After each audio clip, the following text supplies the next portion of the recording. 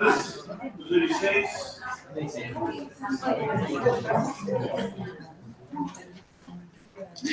Councillors, please stand for the Kakia and Councillor. Takara te hau ki te kuru, takara te hau ki te tonga, kia makine kina ki puta, kia matara tara ki tai, i iaki, anati a te kura, I tiu, I duku, I kuku, ti hei ori. Let us affirm today that we as councillors will work together to serve the citizens of Selwyn District, to always use our gifts of understanding, courage, common sense, wisdom and integrity in all our decisions, dealings and decisions so that we may solve problems effectively.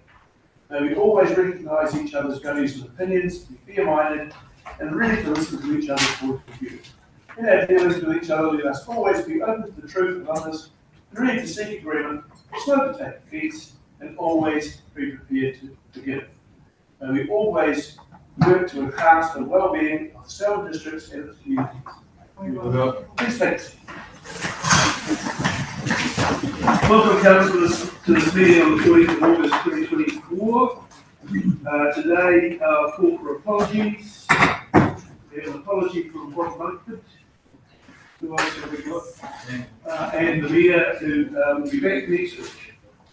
I'd like to move those apologies. Councillor Eddie Councillor Dean, all in favour? Thank you. Identification of any extraordinary business, do we have any? Being none identified. Any conflicts of interest today? No conflicts? Now, we have a public forum today. We have Mr. David Douglas, who wants to talk to us about unitary authorities. And then we have Mr. Alistair Frizzell, who wants to talk to us about subdivision consenting. So I invite Mr. David Douglas to the front, take a seat, push the button on the right. You have 10 minutes as we explain to you. The floor is yours. We're all ears. Thank you, Mr. Chairman. Andrew Simpson is also here from Chairman. Thank you. We represent a group that has been visiting all the district councils from Waitaki up to Selwyn, promoting the idea of forming a unitary authority with the Waitaki, Waimaki, Timaru, Ashburn, Selwyn and Mackenzie district councils. Recognising, of course, that Selwyn is the furthest north and open to discussion on that, so all sorts of things to talk about. If Selwyn was involved, where the boundaries might be. But the reason we're doing it is we've got issues with both the regional councils, the Otago Regional Council and ECAN. I actually live in the Kakaroo Mountains of North Otago, and our place for about 20 kilometres is actually a regional boundary. So we actually pay rates for 3 sets of government, and if you include the government, 4. And we feel that some of our district councils are being left in the dark with a lot of the decision making coming out of Christchurch and Dunedin. And unfortunately, some of these decisions are becoming quite political. And what we want is all the decisions to be based on merit of what is in the best interest of our districts, our collective districts. And we feel the 6 districts that I've mentioned have so much in common. Over 70% of hydro storage in New Zealand, over 70% of irrigation, and rivers very similar, a lot in common, and not to mention the savings, of course, with duplication. If we had a unitary authority, the duplication of 2 regional councils. What we're asking here today is the councillors to consider what we're saying, and Nigel Barn in Timaru has already put some resources that he's quite prepared to lead the charge, but we need to know what district councils will help him with internal resourcing to come up with a blueprint. We could sit here today and say, we can save 20 million, 30 million, but like the Brexit vote, they took a vote and then they did the negotiating afterwards. It's been an unmitigated disaster. What we're proposing in the first instance is that the district councils come together and come up with a blueprint on how to serve the best interests of all those districts, rather than stand up with slogans and start quoting figures of what we'll be saying. We want We want it done once and done properly, and we want people to come into it with an open mind. A lot of the councillors and me, as I've spoken to, have all told me they feel the present model is unsustainable. And the Otago Regional Council, for instance, a year ago, our rate increase is 47%. It's just, it's out of hand. I was talking to the large gravel crushing operator, probably the largest in New Zealand yesterday. He said they used to, in Canterbury, used to be able to get a consent to take gravel out of rivers for $400. He said now it's $7,500 for the same amount of gravel. He said we're now turning out excellent and just can't spend a lot more money coming from elsewhere. He said it's just out of control. And we feel, and then because you had the floods in these districts, and one of the major issues was they hadn't been cleaning out one of these rivers. And the reason for that is the cost of consenting. But anyway, Andrew has got a list here of being more specific, so I hand over to him. Yeah, thank you for the opportunity to come and talk. And I just outlined some of the reasons why we need in our district, a unitary authority. That might not resonate for all of these reasons with you guys, but we've got one too many tiers of governance, and it's complicating the issue. Both in cost and time for consenting, and also consent renewals. The process needs to be streamlined. One district plan for the whole region, allowing for seamless interpretation of the rules, less confusion for consenting and consent monitoring. This in turn allowing regulating authorities to be more effects-based as opposed to rules-based mentality. Allowing more robust governance structure would allow for a more balanced decision-making process. At the moment, NGOs are having a disproportionate influence on the decisions being made to determine to the detriment of the ratepayers and regional growth. Too many decisions are currently being made by commissioners instead of the elected members. Less reliance on consultants and legal advisors in decision making. We've got a huge problem in our area because the councils are too small to withstand being challenged in environment courts and so forth. Amalgamation of human expertise and resources to maximise efficiency. Economies of scale, both in tendering and for purchasing power. Decisions should be made by the district rate for the ratepayers based on merit and the best interests of the district at heart. So these are just some of the things that we think would be addressed through a collective unitary authority approach.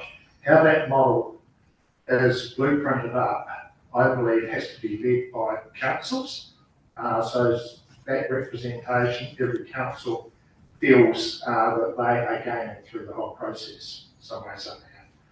But we welcome any questions at all. Thank you, Elizabeth. Hi, I'm Elizabeth Martin, first term councillor in Ellesmere Ward, which is quite a rural based thing, and I understand a lot of the, well, not to the depth that you probably explained it and gone and investigated for yourselves about some of these issues. My question is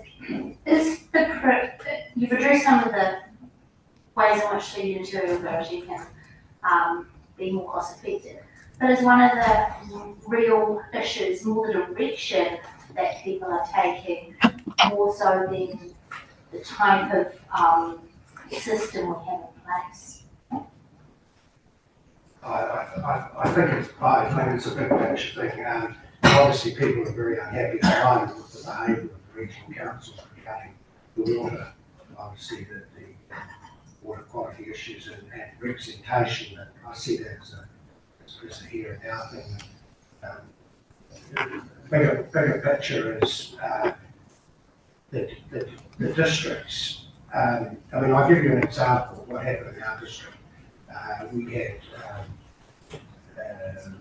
Meridian and Genesis have just paid $180 million to parties so they don't reject the consents for the power schemes up there. And Naitahu got paid, the Forest and Bird got paid millions, so did Naitahu got paid $136 million. We're actually quite happy about Naitahu being paid $136 million, because it's all going into our district.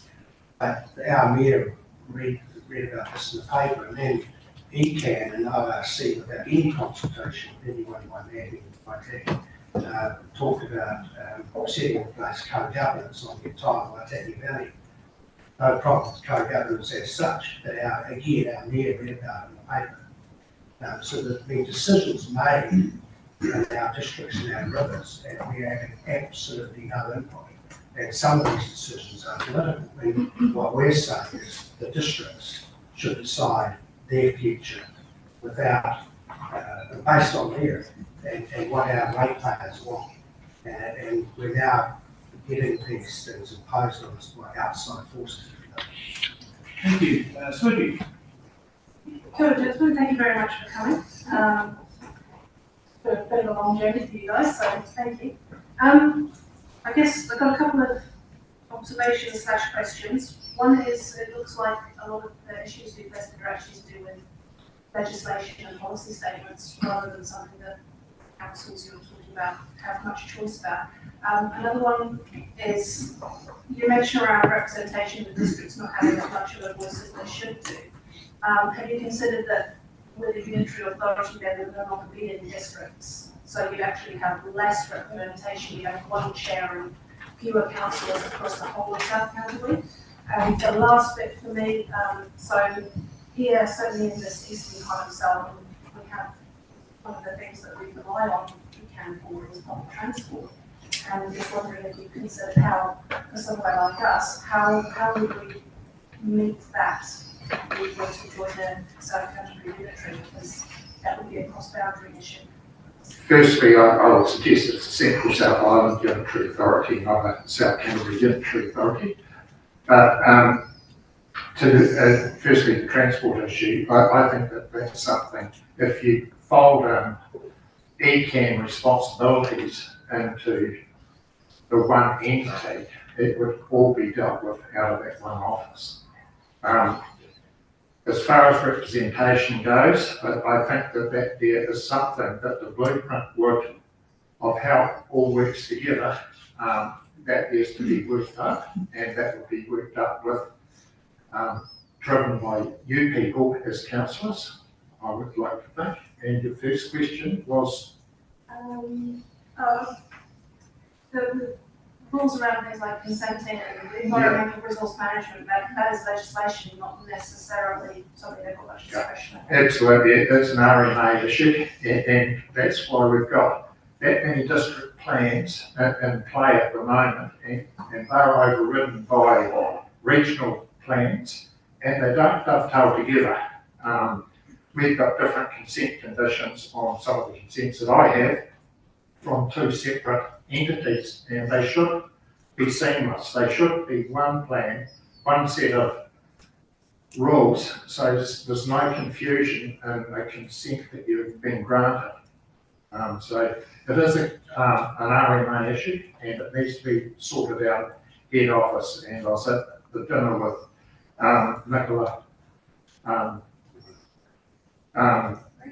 Nicola Willis yesterday, and she said that RMA was one of the top priorities of central government to fix that going forward. So hopefully we'll get some direction there. And the unitary authority, Nigel Bowen, as he himself said, there are several options. You could have a hybrid model and come together and be all contracting out, and a pure unitary authority would have one mayor instead of 6. But what we're saying, if you guys go into it with an open mind and work together, that won't necessarily have to be the case. And everyone has to be happy with the representation, but we just want one organisation that's properly governed. And my view is that you've got rural servicing towns from here, Ashburn, Timaru and Oamaru, and I would like to think, maybe I'm naive, that we have a less degree of politics and what is best for our region regardless of the political affiliation. And at the moment, we're not getting that. Thank you for that. Madam Nicole. Thanks for that. And so I was going to ask if you've talked to any government representatives or MPs. So it's just Nicola Willis that you've. No, we've talked to our James Megan and Miles Anderson as well, Nicola Greek.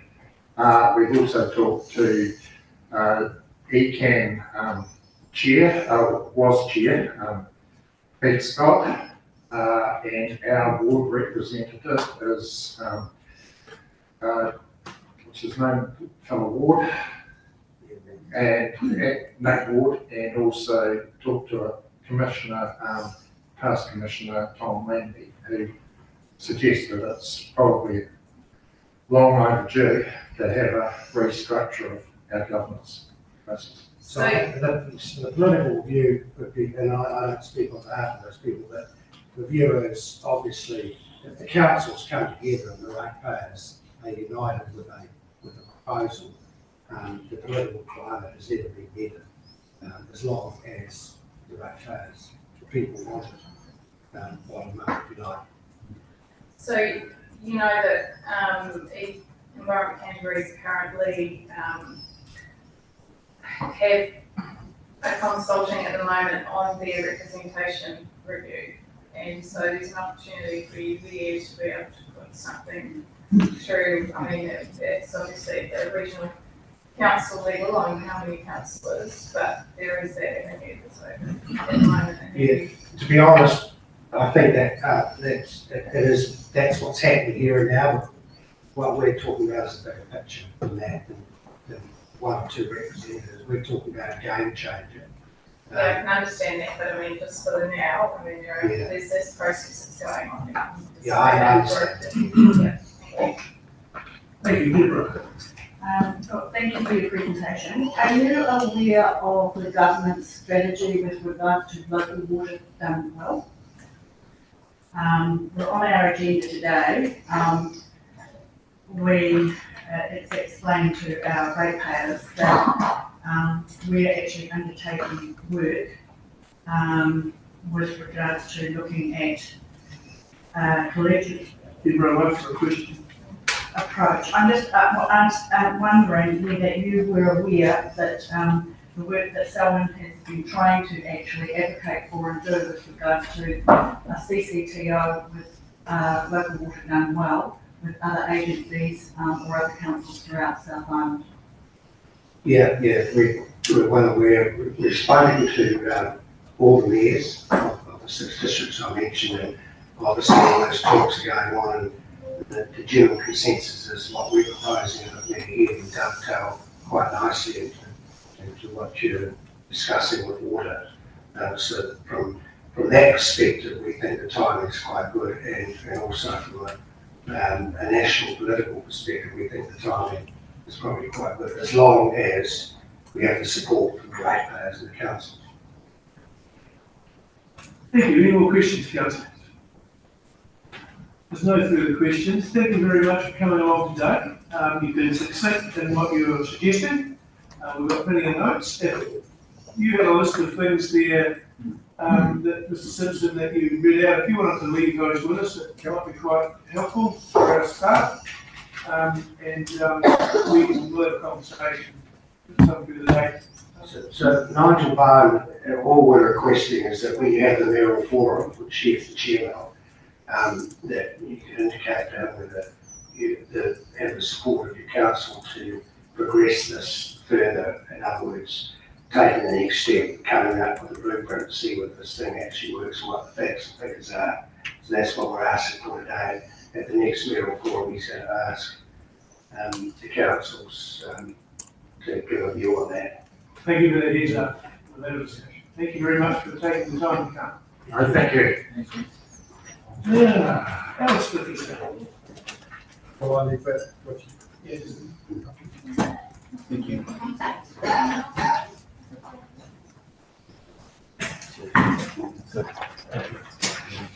Thank you, Deputy Mayor and councillors for allowing me to present today. Actually, I think I had to change my presentation after the previous speakers. Really what I was looking at is to re-present their presentation in a scaled down version to effectively recycle and rewash, because I think my one is basically on the same sort of thing that they were talking about, except at a local level. And some of the points that they brought up, for example, in terms of representation, was some of the points I was going to bring up.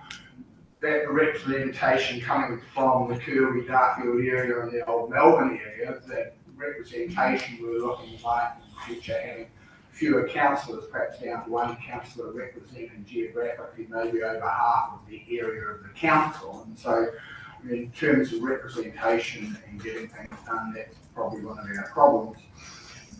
And also, again, the efficiency is interesting when you did your affirmation that what I'm presenting to probably covers a number of points and a number of the principles that are in that affirmation. I think you've got in front of you, hopefully, a paper that I circulated or presented to the council a couple of weeks ago. And so what I was hoping to do is just expand slightly on that. The first thing is I'd like to thank both Sharon and Emily and Elaine for a meeting I had with them a bit over a week ago. And I think one of the points that Sharon, the Chief Executive, made was that she was hoping that she could improve the interface or the interaction between the council and ratepayers and residents, and to improve that interface. And coming from an economics background, really what that's about is improving productivity and efficiency of the council. Productivity is all those things of getting the job done better, getting it done more efficiently and more effectively. So that's what I really want to talk to you about, and quickly go through in real life a couple of experiences that we have had with the council in the last 18 months or so, and some of the difficulties, so we're perhaps of some of the problems out there. About 18 months ago, the changes within our family, we decided, and my parents said, a while ago, to sell their house on 4 hectares. The local couple wanted to buy part of it, and so we decided to split that in half. We got caught up with the highly productive land legislation. And at the time we were doing it was a changeover, and one of the advices from the council initially was that because basically there was about 1.5 hectares of kind of usable land, dry land, been in lifestyle block for the last 30 years, so not highly productive. But given that there was about 1.5 hectares of that, we were swapping from lifestyle block to a smaller lifestyle block. When we actually made the application, the exterior planner that was handling it decided that we would have to go through the highly productive land loop, or to go through all those conditions. Because it was not spelled out, basically the technical report, we had it reviewed about, or peer reviewed about 4 times, had to go to an external commissioner, and in fact took some 7 months to convince the council that 1.5 hectares of unproductive land, when it was being changed to another 1.5 hectares of unproductive land, would not wreck the productivity of the Canterbury Plains. So that was one simple example. Half of the 18 months that a simple procedure has taken so far, and it's still not finished. And so what I want to do is just really point out that there's not only economic and costs involved, but also mental stress and not knowing how long these things are going to take. Friends of ours have got a small hill country block as part of Runwelcome Farm. Most of it is forestry, and there's some flat land on a different title. At the moment, they're going through the process of trying to sell the flat land to the adjoining farmer. As part of that, they had 5 units of water allocated to that block. They had to then split that with 2 on one block and 3 on the other. That process has taken something like about, I think, 5 or 6 months or more. I don't think it's finished. And one of the implications was that they were hoping to use some of that money on the home farm that they're doing CPW. They've got a large mortgage they use, hoping to sell that piece of land. and use some of that money to travel to their son's wedding in America in about 3 weeks' time. Because that's been delayed, the wife has had to break into her small superannuation fund and pull that down to get funds so that they can go to their son's wedding. Those are some of the kinds of personal impacts these delays have on people's personal lives. So those, in our case again, delays with consenting, it comes down then to really council efficiency.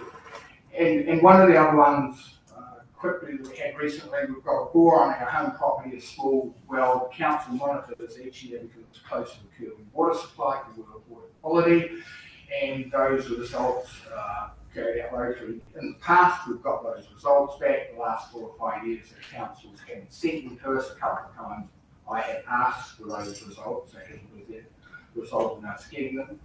A couple of months ago, I put in an official information act request to see if I could get them from the council. After the 20 days on the last day that the council should have responded, I got an email back to say that the council didn't have any records of that well and didn't have water test results. So after 20 days, unable to find any records. So the next day, having known this small private company in Christchurch that does the testing of the water, I sent them an email and say, by any chance, would you have the test results of this well? The next day, they came back with all the test results. So the council, after 20 days, no response, private company, 1 day, all the test results. I understand, primarily because of the council's IT, their computer systems were unable to access those records. I also understand that the council tends to like to keep its IT and its computer systems in-house. And I also know that Sharon would like to improve the systems within the council to improve productivity. And I just plead to you, if necessary, I know there are companies that specialise in local body software and systems, to please, if you want to improve productivity, if you want to improve your interface with ratepayers and with your residents, may be that we need to, us as a council as a whole, do some investment into that area. Thank you. Thank you, Alistair. Do I have any questions from around the table? If there are any questions, we'd be pleased to know that in our last LGP, we have put money towards IT upgrades, and we're very aware of the need to improve what we've got in the way of the old systems we've had, which haven't been working well. So thank you very much for your input and your examples of where we've got it wrong. Thank you for coming in today. Now, councillors, we'll move on to the confirmation of the minutes of the last meeting held on Wednesday, the 24th of July. Do I have a mover and a seconder for that? Correction to Correction to the minutes? I'm not showing to be present. Do not show the fair present, you're a pretty hard man to miss. That's right, must have been very active in that meeting. Well, man wasn't there. The invisible man, that has been noted. Any other corrections to the minutes? Well, now that none of that, would you like to move the minutes? Yes, I'm happy to move them. Yes, thank you very much. And Councillor Blue. I'll see, I can see the minutes. I was just, listening, reading the minutes, and the representation review. I just noticed that there were no comments there when I spoke at length, and I'm not asking for verbatim, but I'm just wondering whether it's a true and accurate record of what was spoken. Well, as you're aware, we don't keep provision for verbatim records on the minutes. And any comment on that one? No comment? So you obviously could agree that your conversation was not recorded correctly? Well, I guess there's no conversation recorded at all under the representation review. And so I'm not asking for verbatim. What I'm asking for is that maybe there were some concerns raised with the representation review. Okay, well, we can ask staff to have a look at that going forward. And you've seconded that. Thank you, Councillor Glidden. All those in favour say aye. Thank you. Now, what have we got next? We'll move on to my report, which is on page 6 of the agenda. Any questions of the mayor's report? There being none? Yes, I got one. You got one different. Yes, I have. On the 25th of July, you attended an Otago meeting of councillors, mayors and chief executives of local water done well, workshop hosted in Christchurch. And I think it was a Monday's paper I opened up and I see some comments from a councillor in Christchurch about how they, I don't know whether Councillor McDonald was at your meeting, but how from a representative view, they saw the process, and I just wondered, can you shed some light on some certainty? Certainly. At that meeting, those were personal views of that particular council, not views of the council. And at that meeting, Christchurch City did indicate an interest in what we were doing and to get party with what's going on. So, it was a very interesting meeting. Since that time, there have been 10 councils who've expressed an interest in doing something together. And we are working on figures and looking forward and working on that going forward. So there's an active piece of work. Any other questions of my report? I will move it. Go to second. Councillor Eddie Hart, all those in favour? Aye. Thank you very much. Right, what was up next on the agenda? Chief Executive's report. Chief Executive's report. Mr. Chair, good afternoon, councillors. Firstly, apologies on behalf of Sharon Mason that I'm here in her place. And I'll take the report as read, aside from noting that we are seeking a retrospective endorsement of submissions that we've made. And I know we made a few questions to this, so the team are here to answer any technical questions you might have about that submission. And we'll do our best to answer any other questions you might have about the report content. Do I have any questions for the report? Sophie? Yeah, kia ora. So my query is, the resolution asks us to endorse retrospectively the submission to the draft settlement speed limit for 2024. However, there are 2 items listed under that in the agenda. And I would like to see us to vote on them separately because I believe the content is inconsistent. One of them describes how increased speed limits on highways, for instance, is dangerous. I can find the wording if need be. Describes the social harm cost and around consultation, state highways and that sort of thing. The second one, which is presented more as a letter from Sam, from Mayor Sam, is specifically about 2 highways within the district. And it is dealing with those highways specifically, but it reads as though we would like to maintain slower speeds on highways so long as it doesn't inconvenience us on miles that are local. And I feel that is inconsistent and quite rude, to be honest, given that the changes that were made to State Highway 75 and the speed that some of the motorways being accidents had opened, the reduction in speed, for instance, in State Highway 75 came after over 10 years worth of crash data. The change has been in place for less than 2 years. So far, the data seems to suggest that that is making a difference in terms of deaths and serious injuries.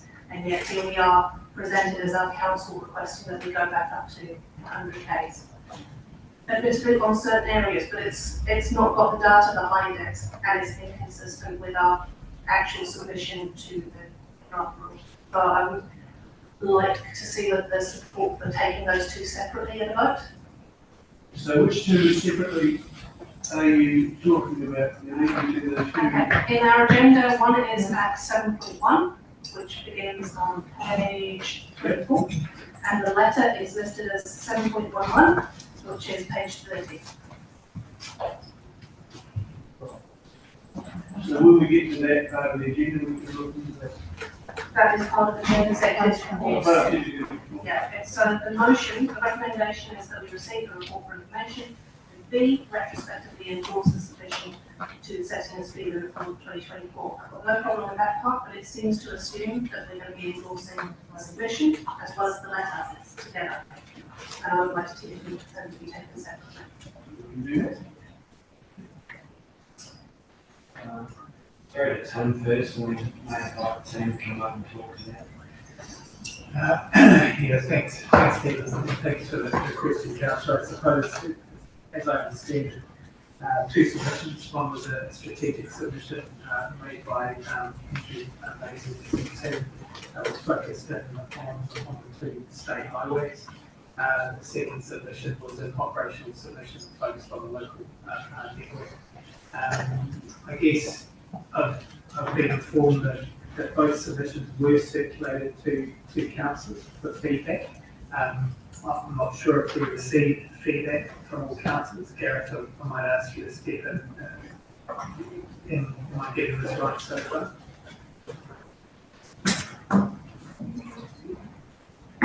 Yeah, there were both submitted. Both submitted, and I think we did receive feedback on the local one from so.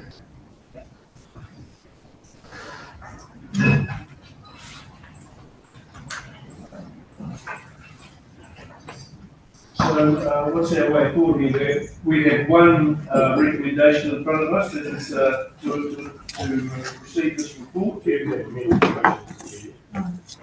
motion hasn't been asked to be amended. No, the motion hasn't been asked to be amended, that's why I'm looking for a motion. Thank you. Councillor Reid. Councillor Eby first. Thank you. I'd like to go up. First of all, I'd like to take the opportunity to congratulate our gold medalists for our country. Just clarification in the report on page 19, called director role. In the place of the deputy mayor, have been asked to attend this meeting, so I just wanted to note that. And yes, reflecting on Sophie's comments, so I'm interested to see where we land on that. I'll give them my thoughts. Thank you. Thank you, Councillor Eby. Councillor Reid. I second Sophie's thoughts and would like to see them done separately as well. And Well, if you want something done separately, somebody's going to have to move. yes, I don't think that has happened, Mr. Chairman, because the recommendation is only for the first document, not the second document. The second document is not even mentioned in the recommendation. So does it need to strike the second document? Yeah. I'm trying to find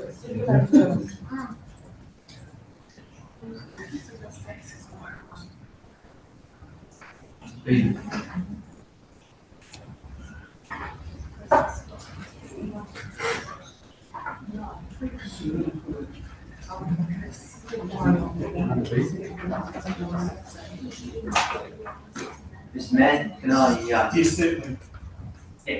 I'm not fully across what was written in January, I've not read that far, but I do believe the submissions from council were combined and submitted as one submission, if that helps. Thank you. I'm just trying to get around what we're up to here.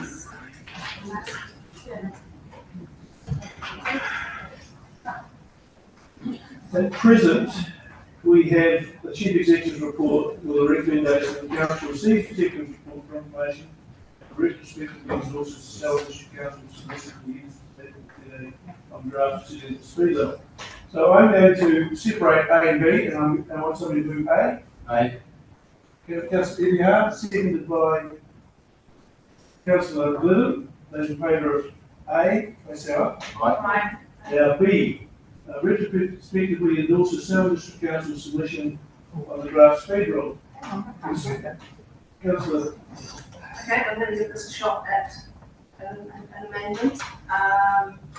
So the recommendation at the moment is B retrospectively endorses Selwyn District Council submission to NZTA on draft speed limit rule 2024.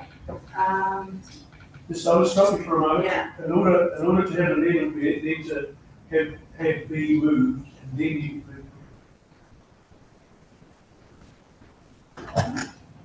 Okay.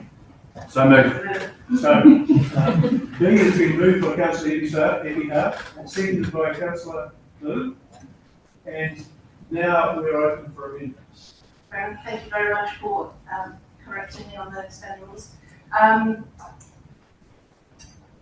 Is there a way of, I would like to separate out the portion that is signed on by the road safety advisor from the portion that is signed by the mayor.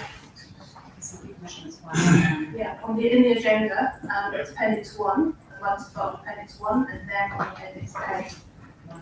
1A, sorry. Okay. So do we have a seconder for splitting Yep. that? We have a seconder with councillor Reid. Now, staff, have you caught up with the recommendations? You're catching up with that now? So we're effectively endorsing the submission and then we're splitting that to be another recommendation that is So B recommended, sorry. C. Yeah, so B to retrospectively endorse appendix A, and C would be to retrospectively endorse appendix 1A.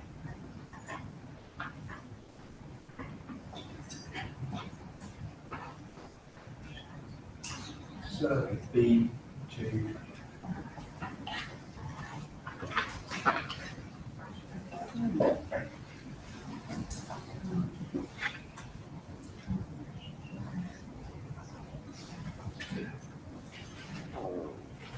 Mr. Chair, I think B has been moved. I think C needs to reflect verbatim what Sophie has said. We haven't moved B yet, we've got an amendment on the table. Nice.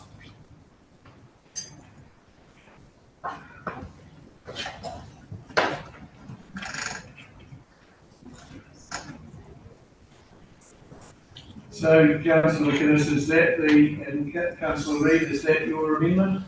B should be appendix 1, not 1A. Yes. B. It should be 1.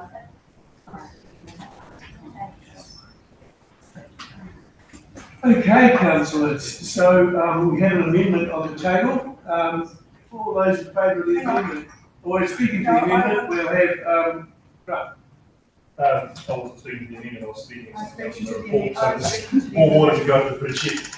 so, Direct your worship. yes, thank you. Councillor Anderson, you're speaking to the amendment. Yes, I thought somebody just said that the, mayor's letter wasn't circulated. I've got all the paperwork in front of me, and on the 5th of July, I have that the mayor's letter, was actually circulated to councillors, in an email dated the 5th of July with regard to the reverse, blanket fee limit. So, just want to clarify that. Thank you for that point of clarification, councillor Heston. Now, anybody else speaking to the amendment? Councillor Glidden. Well, actually, I have a question, and please correct me if I'm wrong, but didn't quite some time ago we write a letter to central government on State Highway 75 asking for the speed to be revised? Am I correct? That, I'm able to say at the moment, I'm getting negatives from Tim. I think I had spoken about the letter that Deborah has just mentioned that said. Yeah, quite some time ago, but 5th of July. no, it's way before. I'm sorry, I can't give it tonight. Your worship. Can I take my opportunity to speak? Wonder if we shouldn't think this through a bit. This is retrospective, it's already been sent to start with. If you do it this way and C fails, you're in the position of actually not endorsing the mayor's letter, which would be unusual for a council not to support the mayor in terms of being circulated the letter. So I just wonder what we're simply tilting the windows here a bit. It's actually gone. I guess that, it's a very good point, but I guess that will depend on how the amendment fares at the table. So how many more, I have a question. So are staff able to articulate what's contrary between 1 and 1A? Because as I read it, I see that in 1, we are saying higher speed limits are wrong and bad. But then in 1A, we're saying we support higher speed limits. So why do we have two contradictory positions?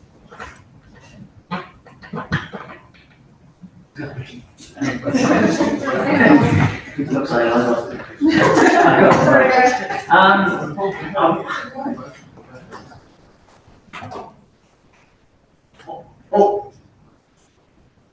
Our submission was one.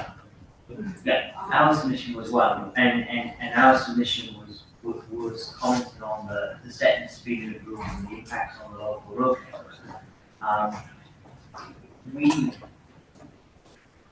It came from the safety perspective and all the work that we were doing around the speed management plan at the time and focused on the consultation process that we had, etc. around schools. The other comment which came through from the strategic side of the house was focused on the state highway fuel and efficiencies and in line with what was being channeled through government at the time about moving people through the district more efficiently.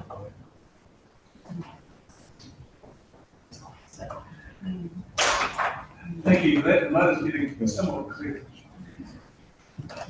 Councillor Dean. I think, well, Councillor Lewis. no, I'll make the next part. Okay, I still stand that what we shouldn't be voting on 1A. 1A has nothing to do with what the chief executive's comments are.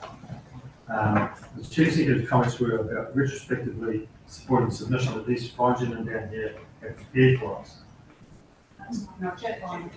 But what's the document 1A has nothing to do with. In that case, then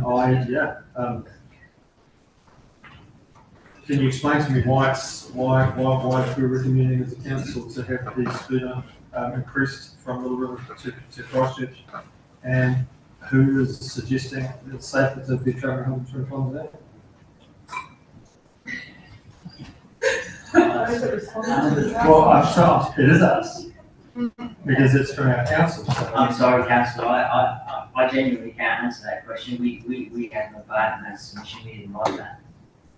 So I am really confused as to where our council staff are doing one thing, and I don't understand how the document came about, why it came about. It flies in the face of safety, and this council has to remember that faster speeds on roads means great harm. Full stop. There's no two ways about that. Thank you for preparing the document which said that. I'm going to stop talking about because I'm just dumbfounded to even read this.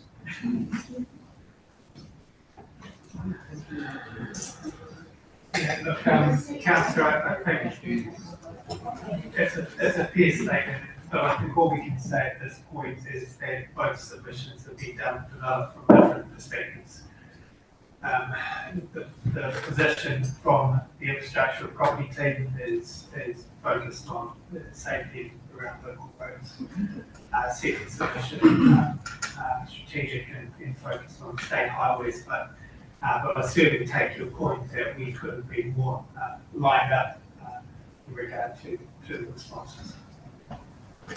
Right, councillors, we have an amendment on the table. Can I say one last thing?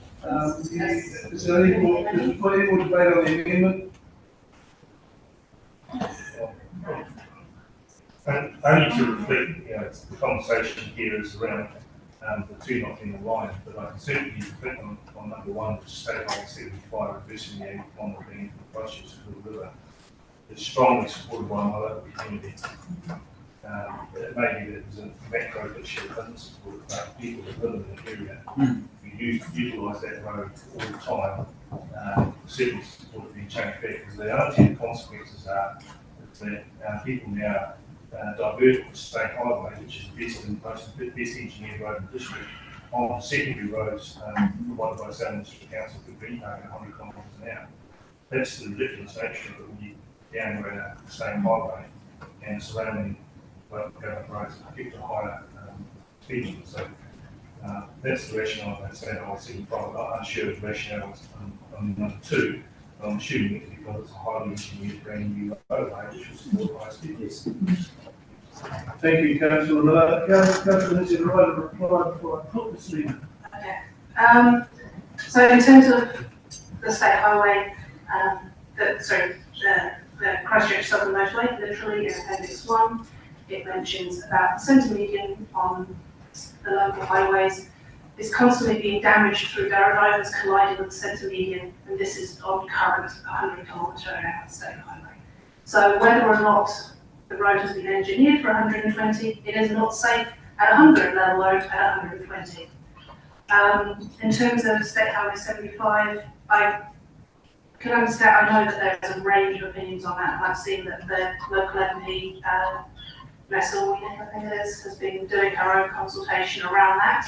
So I would suggest that if that is going to be changed, then NZTA and the MP would be the best place to look to. And if they ask us for opinion, then perhaps we can look at the data they've collected there. We haven't been presented with any data to support the requests that are made in 1A at all, not certainly not as a council. So as to the history of these letters, in early July, the first one was circulated to councillors for feedback.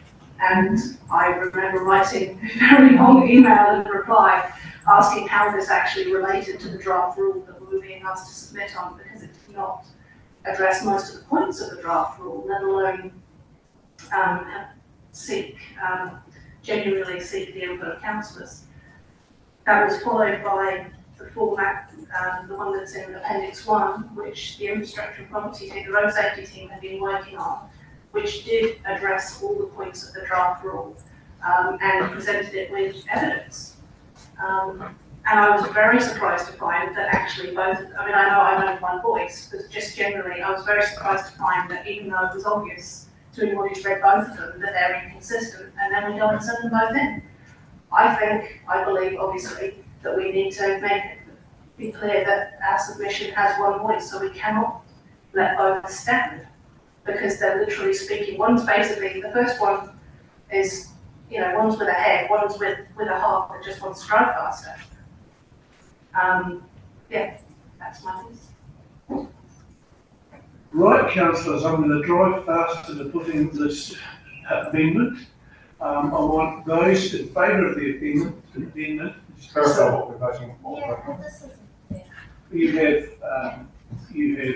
We've already received the chief executive's report, and we are looking at the amendment of B and C. So it gives us the opportunity to retrospectively endorse a submission and then the letter.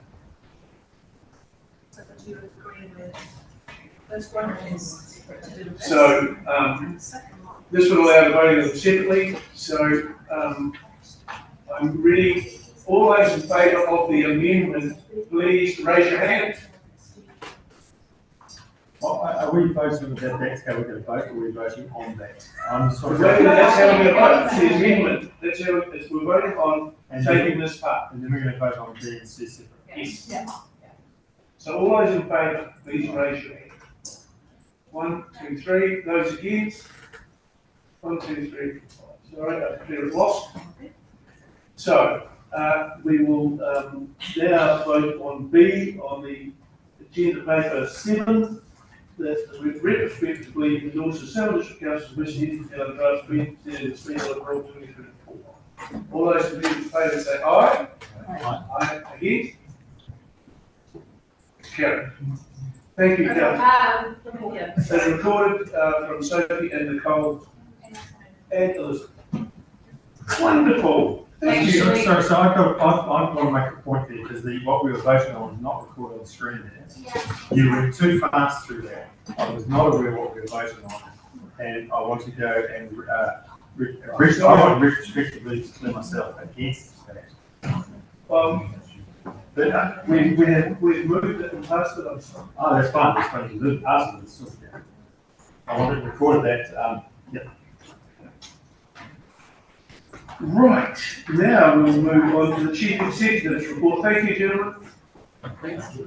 We don't see it on yet, and what is next?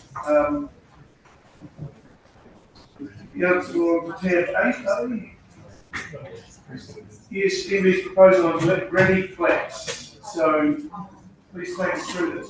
Your worship, I was waiting to talk on the rest of the report, but she was still working for that. Very quickly. There's not the other parts of the report. I was very confused. Was.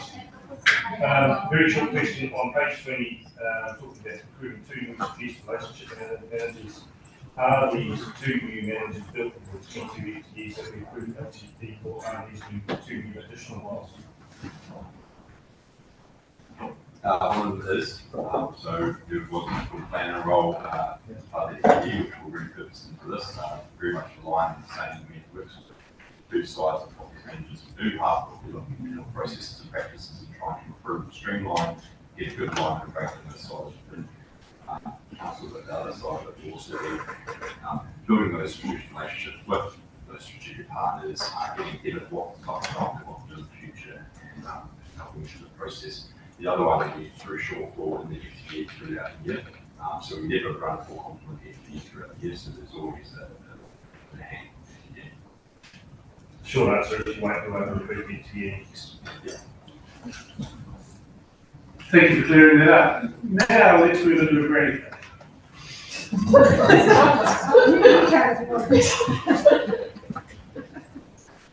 Yeah, just thanks for the input into the feedback that we provided to MB on that proposal.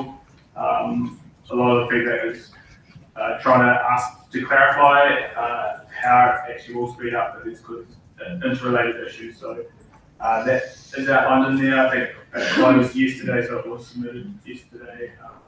Just seeking your endorsement of that submission that you had in front of you.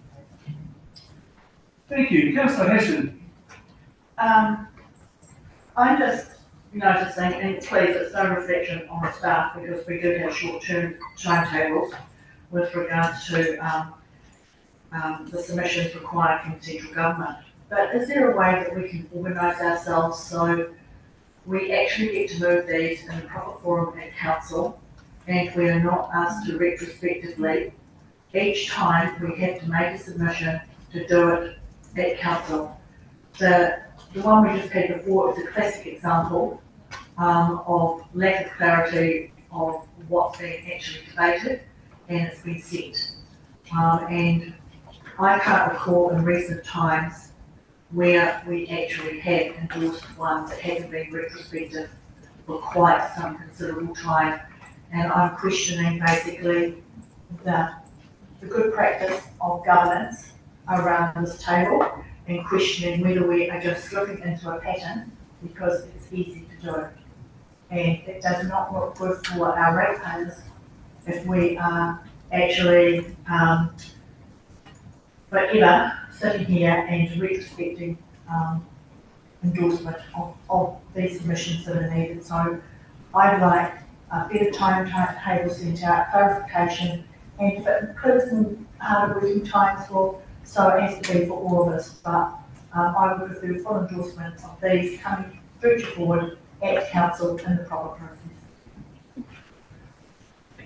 Through you, Mr. Chair, I'll take that one. I think we're taking that feedback on. One of the things that I know our team are doing really closely is we're monitoring those timeframes and the submission processes, and we don't control those deadlines ourselves, and we do try and line them up where we can with council meetings. Taking your point on board, and we'll work on bringing a greater planning approach to this. And I'd just like to remind you that many of these submissions we have spoken to and had input into at council briefings. So it's not like we're going out completely at most. And thank you for your point. Representative. Kia ora. So I just wanted to comment on one part of the report, which is page 52, where it talks about Maidavang and Papakaina and Kaumātua housing. And I just wanted to acknowledge the work that the team's done to recognise that this council is actually more enabling and more empowering of those types of homes on Māori land, and that you took the time to really think through and say, for this particular point, we want our more enabling provisions to apply. Because quite often Māori land in Papakaina and Kaimātua housing is overlooked, so I wanted to especially acknowledge that, because it's a really complex area and really hard to understand. So endorse the whole report, but in particular that part of it. Well done. Thank you, Representative Mackay. A bouquet indeed. So do I have a mover and a seconder for this, for Sophie and Grant? All those in favour, please say aye. Carried. Thank you very much. Moving on, we now have 9, feedback on ECAN's draft regional policy statement, which we have. Yes, so we've had just providing feedback back to ECAN on their draft proposal of the regional policy statement. We started briefing early July on that. We've had ECAN out late July to talk about it, and we discussed it last week at our briefing through each point of the feedback, and this was just to formally adopt that feedback. Hopefully we've reached the end of that. Thank you, Ben. Any questions, comments? No questions or comments? Can I have a mover and a seconder, please? Movers? Elizabeth? I can't find the page right now again, but we did talk obviously last week about having what's that term, some kind of air shed, and I thought it looked as though the council by majority wasn't in support of having an air shed, but in this document I thought it said, I thought I read that you had recommended that we do have an air shed over Lincoln and Morriston. Is that correct? We'll clarify that with Rachel, but I believe the commentary there was that we're happy to support investigation of that rather than the installation of it. That was what we, I think, summarised the conversation we had last week. Is that clear? Yes, I do remember there was an investigation because I was unhappy. So clarifying that point, I have a mover and a seconder, please. Sophie McInnes and Jamie Vigar. Thank you. All those in favour say aye. Aye. Carried. Thank you very much. Next on our tab is tab 10, which is parking restrictions and parking traffic bylaw. The floor is yours. Don't spend too much time there, or we'll give you a second. Well, good afternoon. Hopefully this is a lot easier conversation than my last one.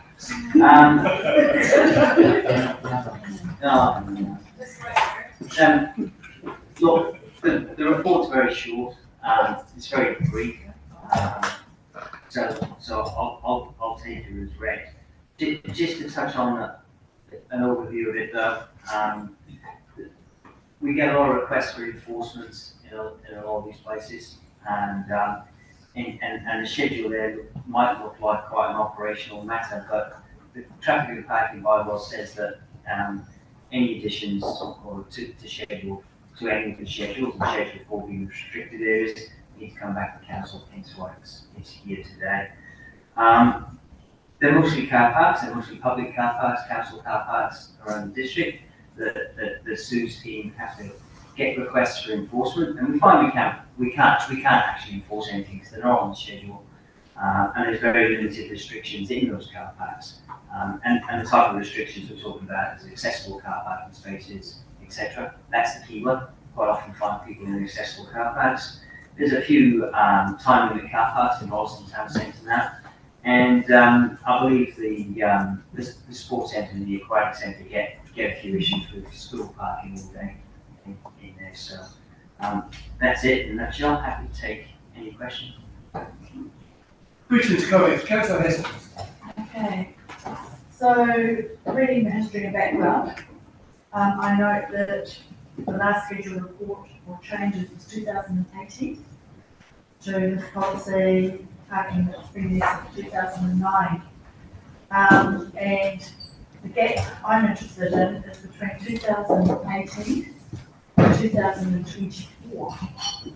And I'm just wondering, given that to be able to give a fine, or substantiate a fine, the actual streets or names need to be actually recorded, this is my understanding, in a bylaw. Otherwise, the ticket may be challenged in the district or in the local court, as because it's not registered across the bylaw, then consequently it's not enforceable as a ticket.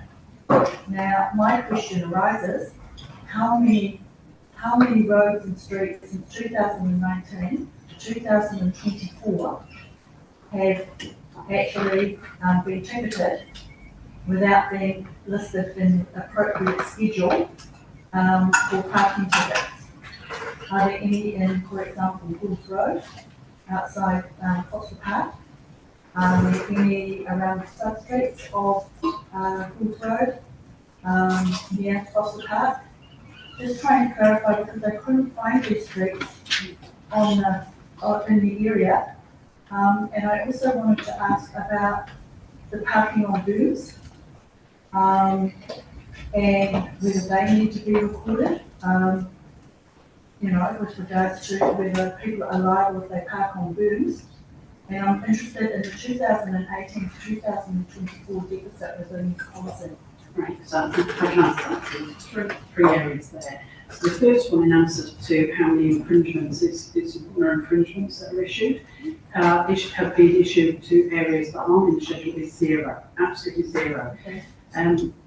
When we first started the infringement process, we used AD Riley, and what we've done is we've checked every road in the schedule. So it's under two pieces of legislation. So it's the land transport rules and road use rules, and our traffic and parking bylaw, and they're broken into two separate areas. So Land Transport Act covers things like the broken of lines and blocking driveways. The more local level restrictions are in our traffic and parking bylaw, and this is why we've highlighted the rapid growth in the district over recent times and the introduction of parking enforcement. And we've taken that proactive approach for so long. And now we've identified a few areas that need to be in the schedule, which is where we're working together to get that all in there. So we haven't infringed anybody that isn't in the schedule that shouldn't be there. The berms is in the bylaw, so that can be done, and that's absolutely fine. Okay. So that's why we haven't actively pursued enforcement until the last couple of years. That gap is probably highlighted in this, and this is why we're trying to bring it up to date, so to speak. Thank you. Sophie? Thank you very much for this. This bylaw will definitely be looked at in 2019, because I remember sitting on the hearings panel. It was one of the first things I did after being elected to council. Was just wondering, I'm all in favour of extending this and adding these to the schedule. But when I look at the schedule at the moment, it gives a lot more detail than just the address. Like it says exactly what sort of the signage and what the infringement is. You've probably already explained to us mostly what that is, but it would be useful to have that in the agenda so that we won't just go, oh yeah, this is the address, and then we might find out afterwards what the restrictions were intended to be. So that's more feedback than a question, to be honest. Sure, and yeah, we understand that. I guess the approach is we're asking the approval to put these onto that schedule, which will expand that information. Thank you for that point of clarification. Councillor Mann? Page 134 on our agenda. Not sure it is on page 14 for you guys. The Schedule 3 prohibited times on the road. Is that already currently in place? Yes. Right. So those are signposts in those roads that are out of use during those sections. And is there ever been problems currently where you had to be investigating people using them outside of those hours? Or how does that happen if people are using the roads during the prohibited time, so Yeah. what's the process for council? Yeah, so I can probably expand a little bit more on that. So we have a number that were very, very limited time limited parking within the Southern District. And we have to chalk the tyres either electronically or physically. And it goes through a process where the officer has to go past, sign the vehicle, take photos, time, stamp it, chalk the vehicle, come back. It's not the fastest of processes. But with the new town centre development, there's going to be a lot more time limited parking, which is being designed around maximising the use for everybody. And again, we don't want to go out there looking for issues. It's most people will choose the suitable time limited parking, but we can follow up on it once it's in the schedule. Sorry, so, on this page, it's prohibited times on roads, I thought it was, you Oh, couldn't sorry. drive on the roads between Monday to Sunday between 9 and 5 AM. Yeah, sorry, I've put the wrong schedule.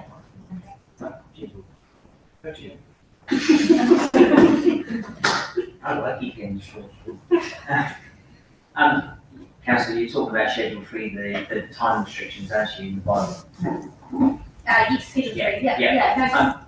Is that causing a problem for us in how we managing that? No, and it's not subject to this report. So, and let's just be clear, this report's not revisited in the bylaw or anything like that, it's just asking approval to, as the bylaw captures, it's just asking council's approval to add these additions to bylaw schedule 4, which is locations. Thank you, Gareth. Councillor Glidden. I appreciate your response earlier, in the way Gareth, and I apologise for not having time to get back to you, ask further questions, but I guess I'm just wanting to get an understanding, because my community is going to possibly ask me what these restrictions are that are going to go on at the community centre, and so we must have an idea of what we want to implement there. Yeah, first and foremost, read the sign.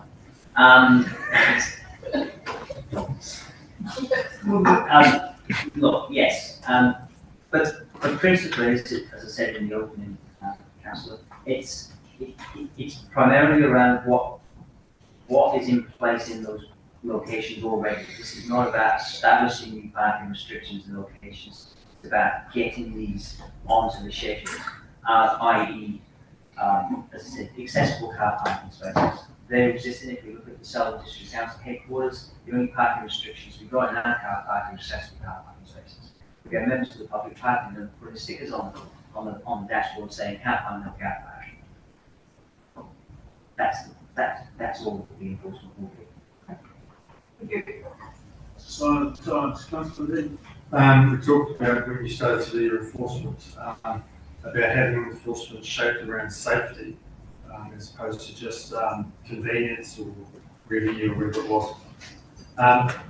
All these places in Fancy Graphic, they're all around safety? Yeah, so there will be parking restrictions in district that are time limited, may not be about safety, it's about maximising the use of the space and ensuring everybody gets a chance to operate there. And our primary focus is safety and the safety issues.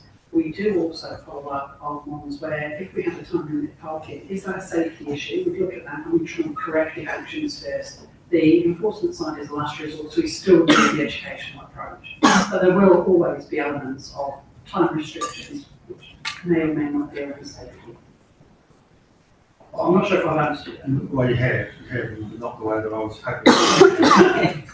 You've, on your grass berms, foot paths, I get the safety around there. I am struggling with, let's take, for example, 92 North Terrace Dartford and 90 North Terrace Dartford. I do this deliberately because they're outside my area and my ward. Do we need to have time limited parking there where if someone can't park in those car parks, there is probably going to be nearby parking somewhere nearby. And if there's, my colleague here is shaking head saying there's not nearby parking, then of course then is it right that we have enforced parking, time parking? As you said, it sounds like a convenience thing more than just a, and in fact convenience and the less the therefore lean towards revenue as opposed to safety. Yeah, so I can't comply certain parking restrictions pretty historically before my time. I know people ask for parking and it goes through things, but a variety of different people, so it might be at the sports centre and they come involved in the discussions that we have about what's best. If somebody came to us and said, we shouldn't have time restricted, limited parking there, we'd certainly review that. But each case is taken absolutely on its own merit, and we don't focus on areas and we only follow up on complaints. So, yeah. And from my understanding, the only time limited parking we have is on road time limited parking, it's not facility car parks. Okay, thank you. Councillor Ikiha. Good afternoon. If I read this report, do I have to go and move my car from the?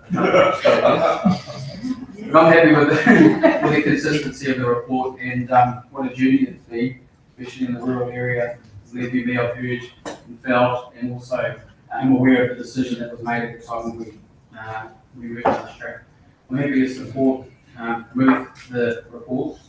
In a similar question vein as Councillor Glidden, looking on High Street, the library, I'm in full support for our seniors to be able to access the car parks to go about their business during the day.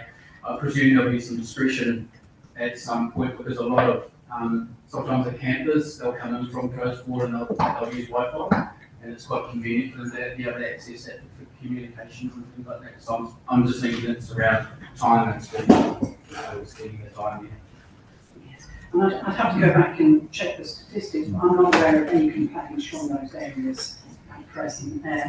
Usually we don't go looking. If somebody reported that in, we then follow up. And if it was gone when we got there, we follow up the registration, make them aware, as simple as that. So yeah. Okay. Thank you. And a lot of these locations depend on the facility managers to sort of advise us on what they want in the car park. Like down at Euston, it's not for me to tell them what their time is. I'm aware that the two speakers have already spoken on this, so you're going to make a quick councillor. Speaking very fast. Two things. One is, having spoken to a local policeman, he said the main complaint he's now getting from residents is over our parking tickets. He said that's becoming a real issue for people. And the second one is, people are saying to me, I'm shopping locally because there's free parking in this particular area, and that, you know, we're not going to the city anymore because the parking is such an issue.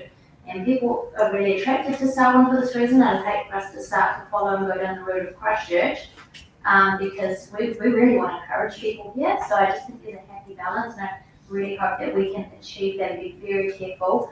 I'm a little bit reluctant to endorse something when I feel like we're heading a little bit towards that direction. I think I was looking for questions. Thank you for your statement. Deborah, have you got a question? Mine's a question.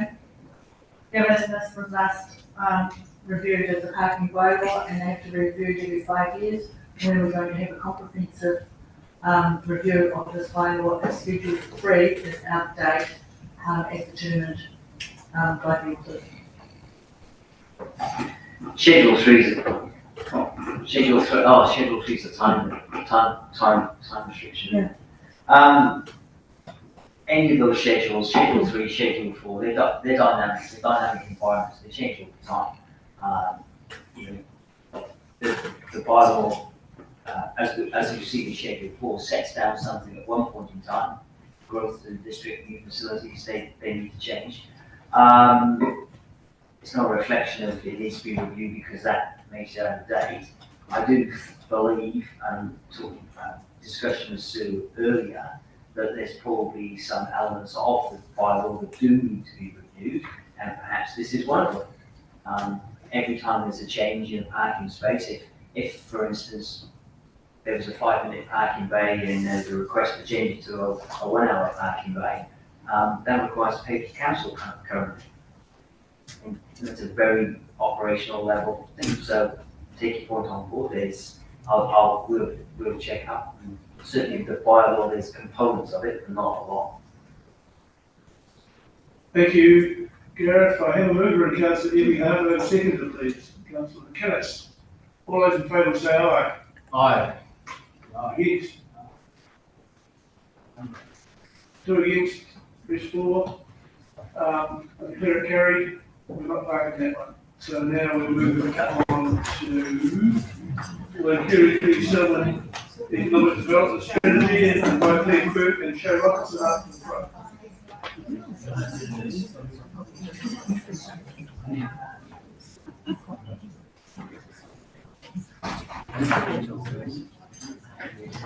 Welcome. The floor is yours.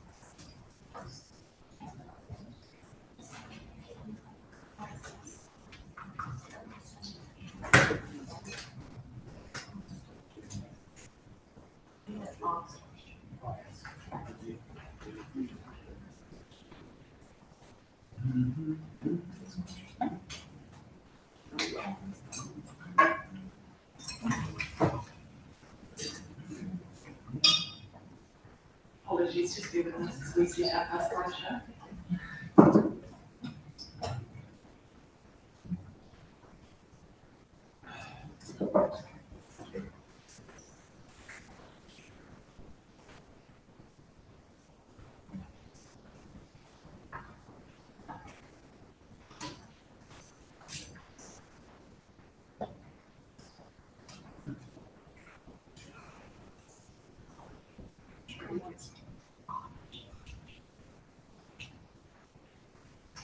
Alright, kia ora koutou, ko Shay Robertson from Ringwood, I'm the Principal Advisor Economic Development. Kia ora koutou, Lee Quirk, Deputy Economic Development. So today we're pleased to present the final Waikiki Zone Economic Development Strategy document, where we are seeking input from the Council. We will also be covering the connection of Waikiki to future selling, an overview of the implementation model and draft work program, and associated measures and KPIs.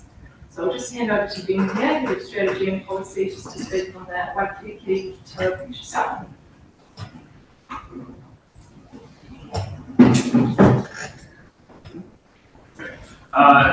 So the engagement and the conversations we've had through the development of this economic development strategy has helped inform the direction and the outcomes that we've set in Waikiki to future selling.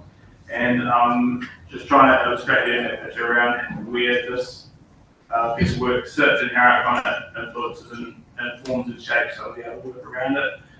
So that as we develop out further from the Waikiki to future selling outcomes, this sits in that our economy space. It helps inform some of those other strategic priorities that can help inform some of the stuff on environment, transport, housing, and those elements as well. It has a really clear action plan associated with it, but those also ties to some of the area plan work that we're doing as well as the other funding. It just sits in that space there. And the monitoring that the economic strategy will be looking at is also going to be captured within the future solar monitoring that we'll get to once we've got the strategy in place.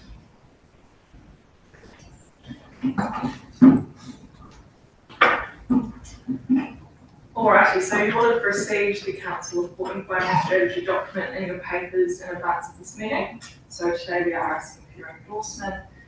Please note in the report that this strategy has been peer reviewed and a bicultural name for the strategy is currently being considered, which will be updated prior to publication. Te Tamu Te Rūnanga representatives have agreed to the strategy in principle and have expressed interest in contributing to the implementation through the action plan. We will also be seeking commitment to the strategy from key partners after the council endorses the strategy. And we'll now cover off our approach to implementation and the start of the work program.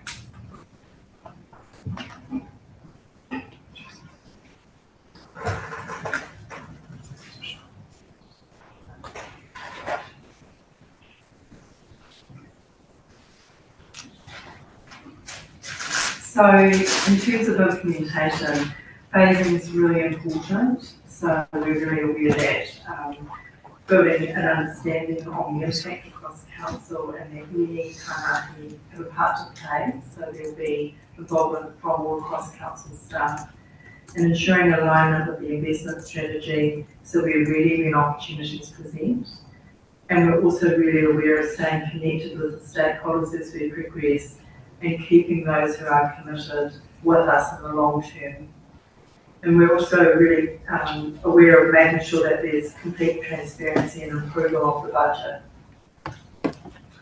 So looking at the model, so I'm sorry about the screen, but we'll try and make it a wee bit bigger. So moving from left to right, there'll be a governance structure to approve council expenditure and monetary activity.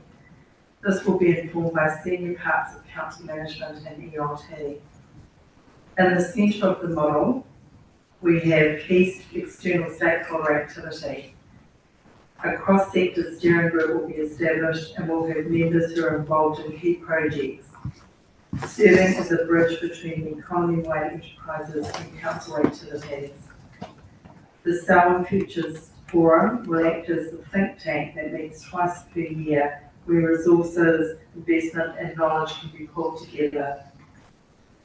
There will be ongoing opportunities identification in line with any of the 12 priority areas.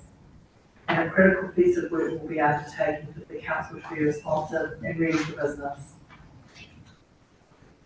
There are some economic key performance indicators that will tell us if we're going in the right direction. And as we've been mentioned, these will be measured through Rakitikiriki to a future Selwyn. There will be individual KPIs across the projects, and you will see some examples here. So for example, for the local energy plan, there will be evidence of cross-sector collaboration, and for the skills and workforce program, there will be at least 2 new providers that are active in Selwyn. The council or providers committee will receive regular reports against the measures and KPIs.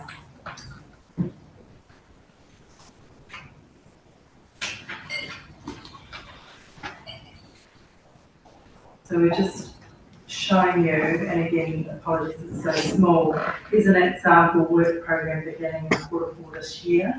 So what it shows you is that it's really important that we create a balanced portfolio and consider which projects already have some momentum. I think we might just see if we can make bigger.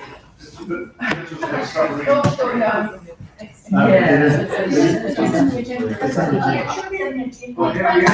have a gentleman here who's willing to read. Just I cancelled, so you're in the past, I believe. Page 164. Oh.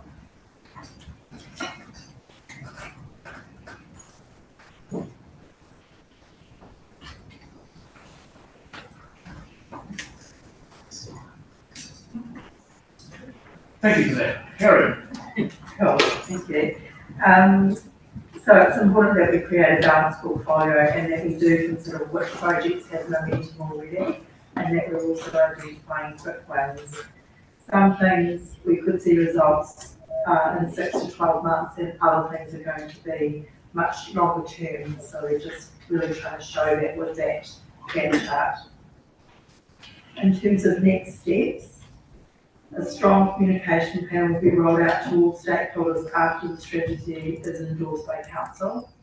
So this includes a media release which will be sent out, noting the official release of all documentation will occur after a public launch event in October. In conjunction with this release, a public launch campaign will be delivered to bring others in our community on the journey with us. We are currently progressing the development and implementation of the project management system to manage, deliver and report on progress against the deliverables of the strategy. So thank you. Okay, congratulations on all the work that's gone into this. We've certainly had a lot of look at it over the last 12 months. Councillors, any questions? Councillor Dean. I have so she can get back to the page. Just a clarification on here, so I'm sure that you've asked it before, and I apologise for asking again. It's just about the governance structure. The first one is on page 153. It says the council or proposed economic development special interest group committee will have governance over the council activities and actions associated with the Selwyn economic development strategy. Does that mean that the proposed economic development special interest committee, is that the same group? This is the first page of the same group as on the previous page, the cross-sector steering group. Okay. Well, let's start with that down there. So, who are we giving governance to? So the governance is the special interest council committee. So that's the next agenda item. So as opposed to us as a council having governance over that business entirety, it's just the It could be the council or the special interest group. Oh, okay, I see. Okay. Then if you go to the next page where we talk about the cross-sector steering group, it says in there that this group will have an independently recognised title distinct from council. I think what the thing is here is that they will be, this cross-sector steering group will be separate from council, but will report back to council. It won't necessarily report back to council in terms of the activity that they undertake, like they will be undertaking activity. But in terms of council's own spend, council will have full control over that. That steering group will be, people in the economy who are doing things, so they will report back to council from time to time on their activity if they're invited to. But the government sits within council structure. Could I just add to, just in the interest of clarity, that council doesn't have the mandate to govern the activities of other partners. Oh, no, So I just want to make that really clear. That there is a cross-sector group that will manage projects that are being driven and led by other partners. I council government. I wasn't taking it in either way, I was just clarifying. Yeah, and I'm just clarifying that so that there's no confusion. And the governance that council puts into place, which could be the full council, or it could be a subcommittee or a committee, depending on where the conversation around structure, this committee structure goes, will have the responsibility for oversight related to all of the council activities, all of the council investment, and they will receive, they will have opportunities to interface with that cross-sectoral group. Is that correct, Claire? That's correct. I don't think I have any doubt that this economic development strategy is going to be a significant thing for our future. What my questions are all designed for is to make sure that we as a council are still actually, this is not something that's going to take over, that's not going to take us over. This is something that we're going to be always, well, it's our strategy, so we're going to be, if you like, effectively controlling it in some way. Can you give me some take on that? Yeah, so council, the strategy obviously has been facilitated and driven through council, so there is the direction and the oversight from the strategy. But as Denise was saying, there are players within the economy who will be doing the thing and contributing to the overall direction and having a commitment to the strategy and signing up to where it's taking us. Thank you very much for your answer. I appreciate it. Thank you, councillor Hess. I guess I have a query just with regards to the tabs. Because the committee structure review that this strategy will sit under hasn't been approved yet by council. It's the next tab on. So my query is, have we got the cart before the horse? We put in a strategy without actually approving on where it's going to be through the committee. So, so I'm not happy about approving this before we actually mention, we go through tab 12 for a start. Where it reports to. So that's the first point. The second point is, I'm just going to actually clarify that when we have sectors within our community that will be what I would term non-elected representatives that may have a councillor on these committees, or they might be we haven't actually discussed how they're going to be appointed, and yet the strategy talks about non-appointed elected representatives through the process.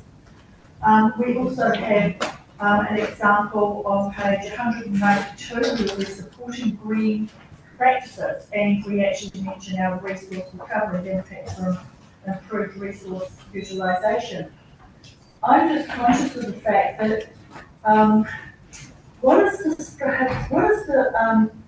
to make sure that we do not get incorporated societies being structured to actually capture the funding in this $9 million strategy to be the implementer or be the provider for this particular project or a particular project within the strategy. And I can name some councils that have been burnt in the past. Okay, now, we've got several questions on the floor, can we just deal with the two we've got? And the other, okay, because I've got a couple more. Well, just hold them back. Just in response to your question, the option is that it reports to the full council, or if in fact another form of committee is decided on by council, it could report to that.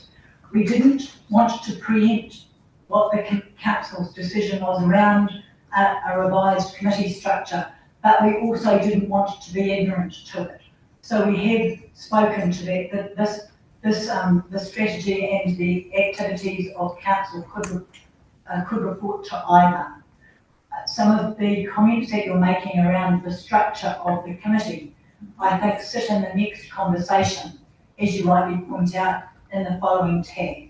Some of what you're talking about refers to that, and I just draw your attention to the fact that council will sit over top of all of the funding decisions related to distribution of the funds within the economic development budget. I guess my next question, sorry, I didn't get the green clarification around groups forming trusts or incorporated societies to tap into the funding model to deliver supposedly a service as a non-elected representative. Council will, as Denise was saying, get to decide on funding, so they'll make that decision. I guess looking at your graph, when we talk about Maori economic development, we mentioned about the Runanga, Tamutu and yeah. But then when we go to the next slide, we just talk about Maori. When we're not breaking it down to the Runanga. So that's with regards to your plan. So I'm taking it that when we're looking at Maori economic development, we are just not singling out the local Runanga, we are looking at all Maori irrespective of tribal affiliation or iwi affiliation, and just looking at them as a business unit as to how we are going to accommodate them. It's just that's how you've worded it in the second slide of the graph that you had on the table. Okay, so that is about backing Māori success. So subject to discussion, develop a Māori economic development partnership led by Te Tuamutu Rūnanga and Ngāi Tuaregere Rūnanga, and creating a focused plan for supporting Māori economic development, facilitating access, opportunities and investment to technical grades. So it's all both. It's all both, so we're not just winning both. That's both. Okay, I just wanted that clarified with regards to the KPI structure that you actually had. And when we're on the developmental strategy KPIs, we're obviously, if we obviously are going to utilise external providers to provide some of this this measurement for us, or how are we going to actually measure? Is it going to be in-house or external providers? The goal for the summarized outcomes is to find that information that's easily available that we can track. So some of it will be coming through from some of the providers we've signed up with, and we'll find other ways to get the other information as well. But the first step will be using the stuff that is there available for us. Any more questions, Councillor? Is there other thing you want to do? No, that's fine. Right, Richard Mackay.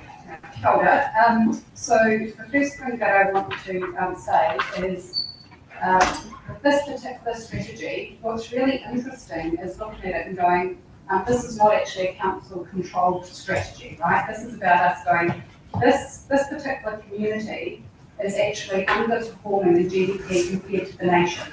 And what we've been told is that we need to lift our game and bring it up to 115 million per year to actually be equal with the nation. And so it's us taking a moment to go, what do we do? What is our role here in council to actually enable and lift and support this community to do that? And that's supporting businesses, it's supporting iwi businesses, it's supporting Māori businesses. So it's really clear that we should not be talking about things like how do we control this, because we don't. The strategy is all about enabling and supporting and encouraging. And I think it's really well written and really well articulated, because that way we know what our role is here. And it also really clearly explains why there is a steering group that's made up of who are made up of a mixture of people. So I think it's really well written strategy. I also think it's actually really appropriate for council to take an active role in enabling this part of our community. Quite often we just focus on some community services and leave the businesses to sort themselves out, and without actually being really as facilitating as we can be. And so earlier today, and I'm just coming to what, like, the backing Māori success, the part that I really like about this strategy is identifying that's actually on a spectrum, right? And earlier today in public forum, we heard Meridian has paid Ngāi Tahu $156 million.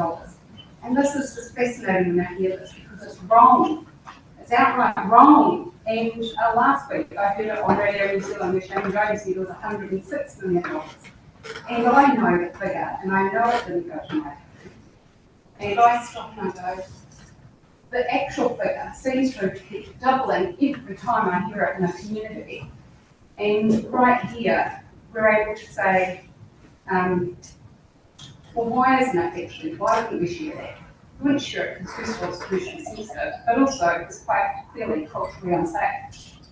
And what we're doing here with this strategy is saying we recognise that there's a particular part of this community that might need something a little bit different than others. So I just wanted to take a moment and say thank you for that. Also, I'm put on record, Tamutu, because that's what I'm here for, right? So if you were to go on to charity services and look up and say, well, how much money do you guys have? you'd see that we have $4.3 million. That's what we have. And sometimes people really think we have a lot more than we do, and that includes all of the cultural land that we've chosen to strategically purchase and own. And it's only been in recent times as we've really split ourselves up and stopped and gone, we need to do better, we need to do things a bit differently. Because for the last 20 years, any company that we've established has been for completely charitable purposes, to either deliver services to our own people or to respond and speak on our behalf. And we've not once stopped and said, hold on, maybe we need to make some money. And just recently, we have done that, we've stopped. And we've set up 2 companies that are all about partnership. The first company is Tāpaki, where it's co-owned with Wairuarurunga and New Zealand Government. And the second one that we opened is the local Lincoln Health practice. We're using into partnership with Naitoa Pindidi and Pegasus. And the reason I point these 2 out is because it's actually through partnership that we would never have been able to actually go into any of those businesses without partnership. And it's really clear that this strategy says the role of council, what are we going to do? We're going to connect people and enable partnerships. And I know that without actually council taking that active role, or others, or some of us in our community doing that, there's parts of our community that get behind. So I wanted to start by recognising the partnership way that you've gone about this with the community and businesses, and also end with excitement for future partnership as well from a commercial and economic perspective and public benefits of growth. Kia ora. That's great. I'll follow you, Megan. I have 2 questions. So shall I just fire them out and you guys go? Okay, so this one is, do you envision that we'll need to create new roles to achieve the KPIs for this economic performance strategy as we go into this space? How will we address that balance from our LTV response to the public they wanted both the development of the strategy, but they also wanted our focus to be on our core roles, which is providing infrastructure and a lot of talk about cutting our clock. And third, are we going to ensure that we focus on being more collaborative also with housing options, because housing availability and affordability goes hand in hand with business opportunities and growth.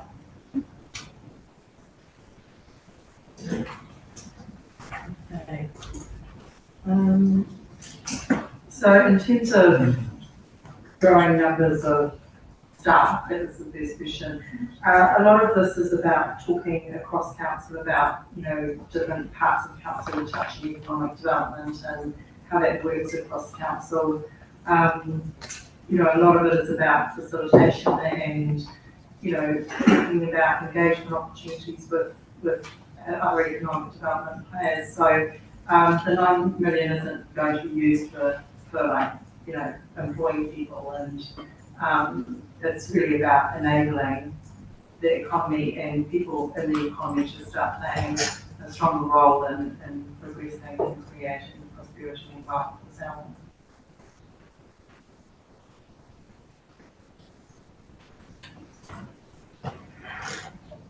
Yeah, you happy? Oh, no, it's an ask the first one. First one, repeating Can you clarify the second question? Yeah. How do you envision that with this? Sorry. How will we address that balance between an LTP, where obviously some people asked us to develop the strategy, and other people said, simply coordinating for council and cut your cloth.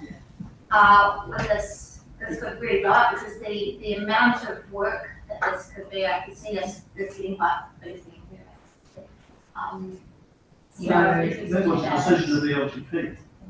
Those were submissions to the LGP who made the decision. Yeah. So I think the horses, that door is shut. And council has oversight over what gets spent, and council will only be a small player in terms of the people who are contributing to the economic development of Selwyn. And the third one was talking about affordable housing and availability of housing going hand in hand with business, because we've talked here about being really enablers for business growth. But what I'm seeing in the actual community at the moment, we're not enablers, we're actually really stifling housing and affordable housing. So I just wondered if we're able to bring those two together so we've got a healthier marriage. Yeah, hopefully that's outlined in the future selling slide. We were talking about how this is focused on delivering the economic strategy, but obviously has influence across into those other areas. And so when we come back and talk about those next steps of what getting into future selling, that we're looking at those housing opportunities and how it's all intertwined with all these other things as well. Thank you, Councillor Epingham.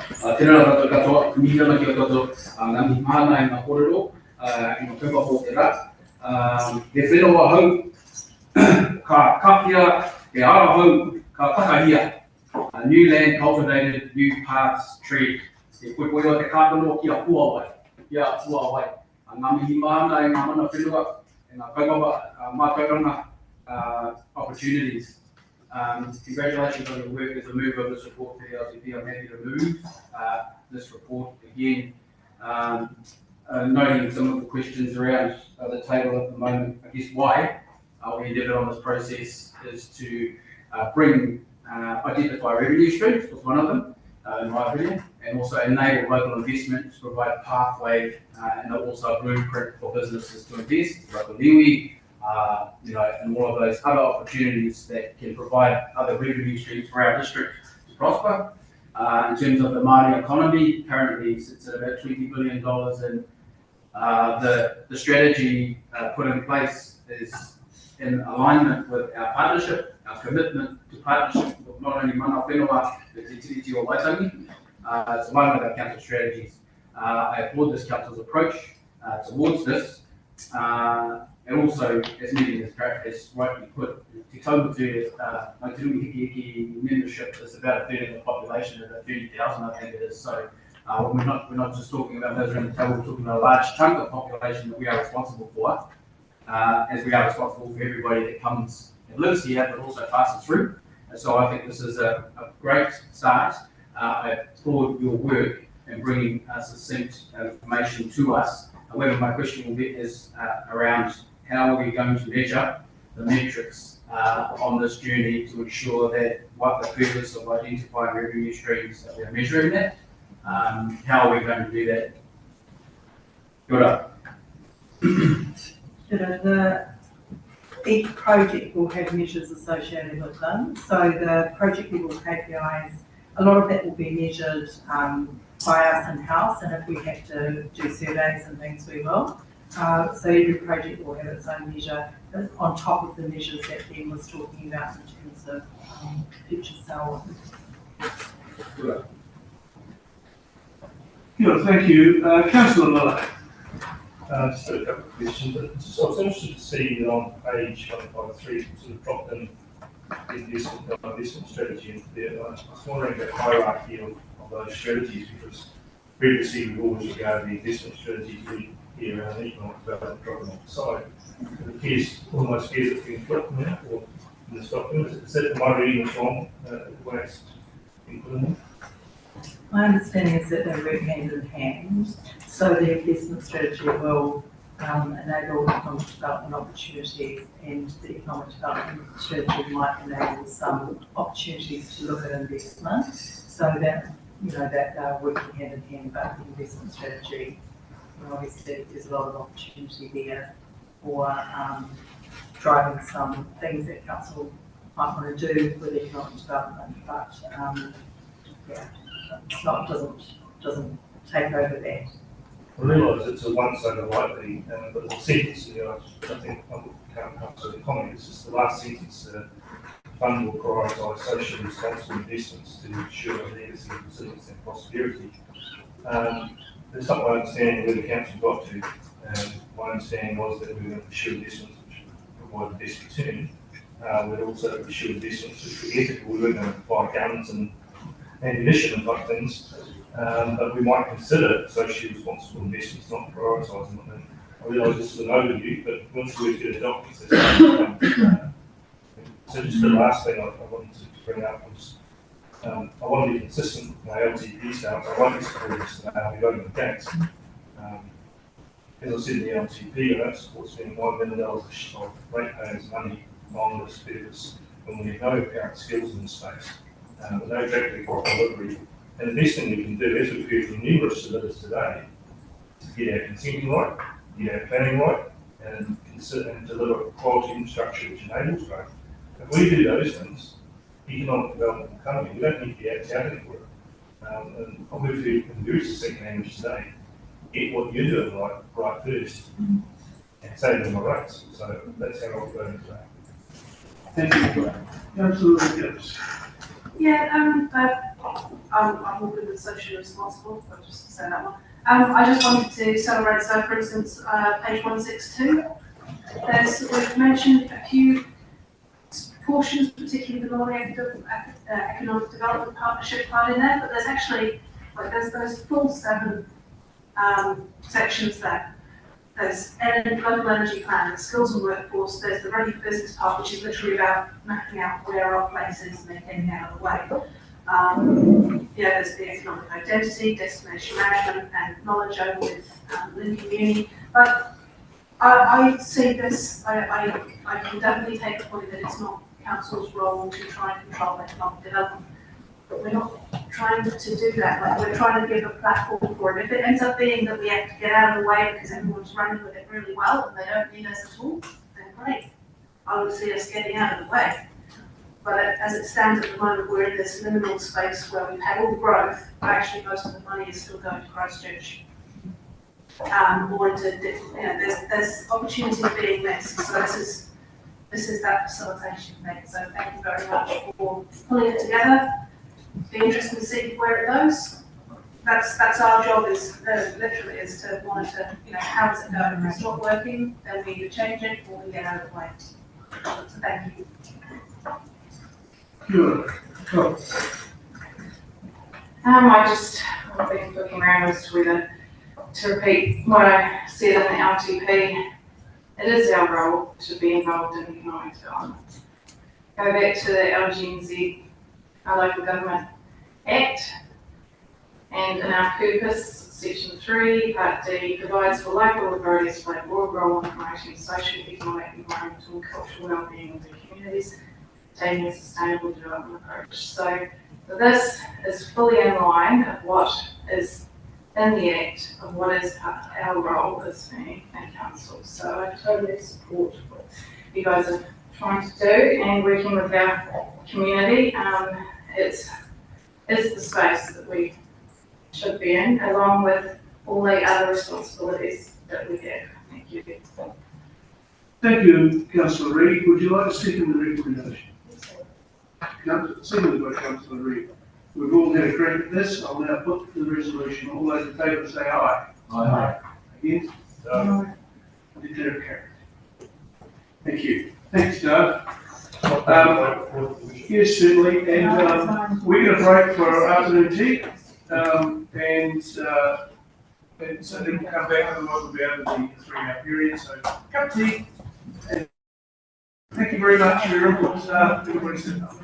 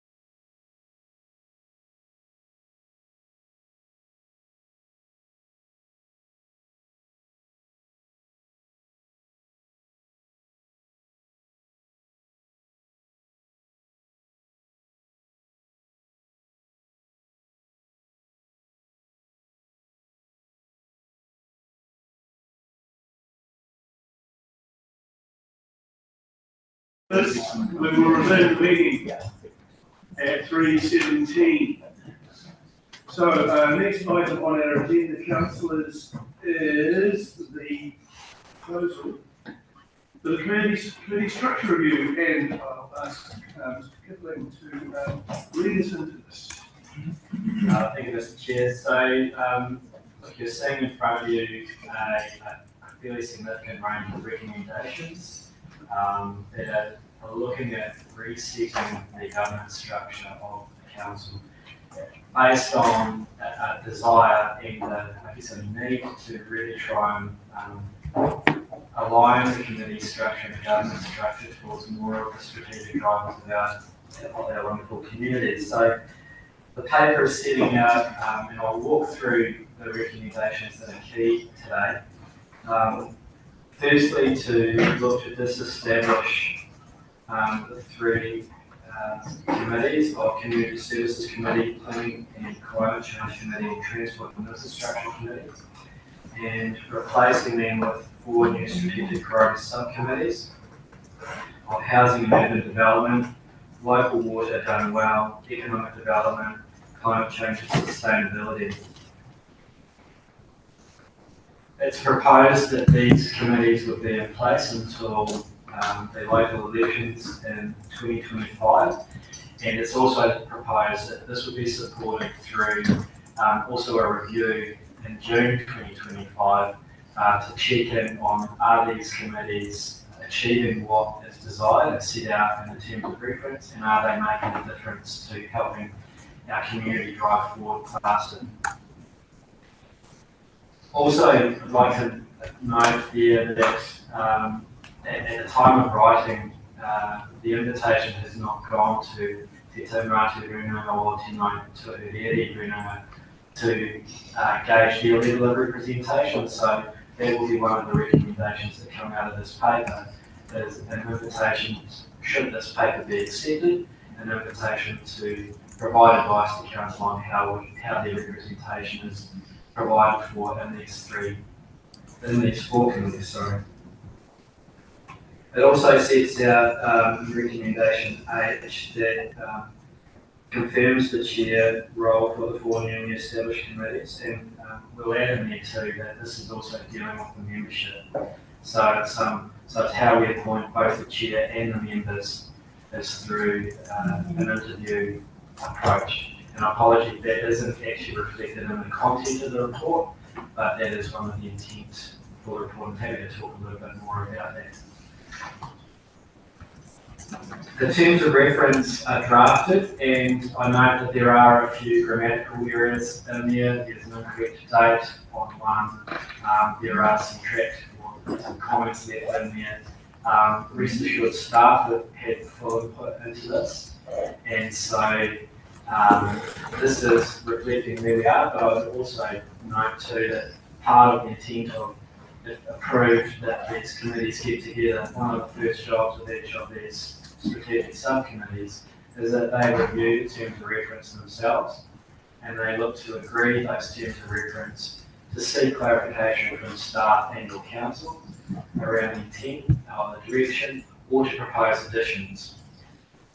They would be proposals that would then be brought back to council at a later date for approval or rejection. So there's always a chance for council as a whole to approve or reject anything that comes out of these committees, but certainly under this strategic approach, looking to get this strategic alignment better set.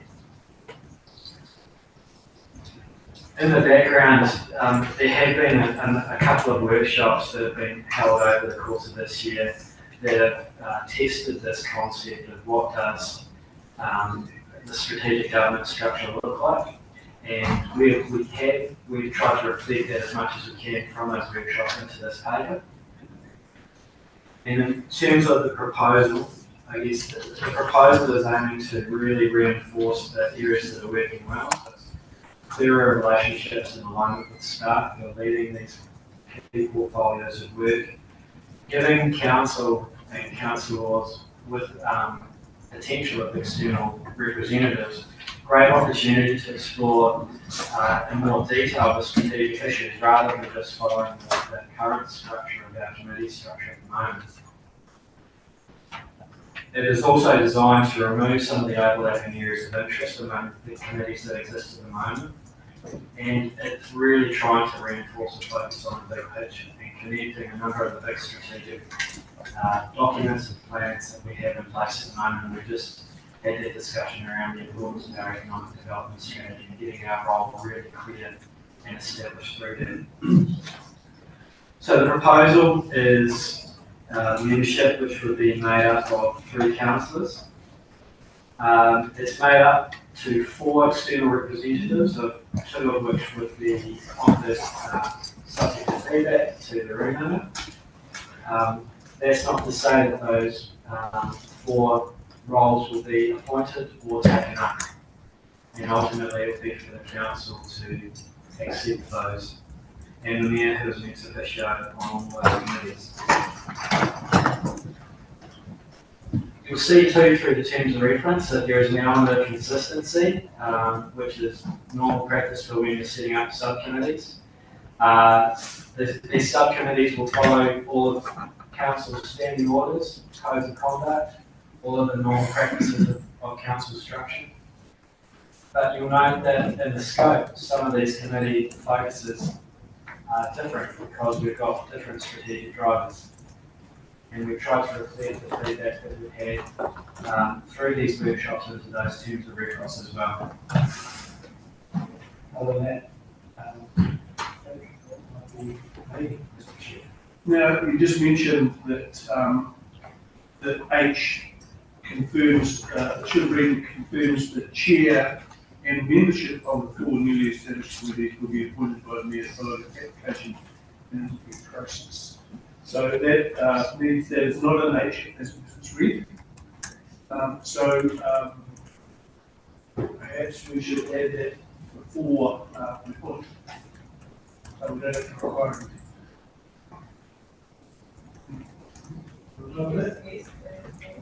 Thank you.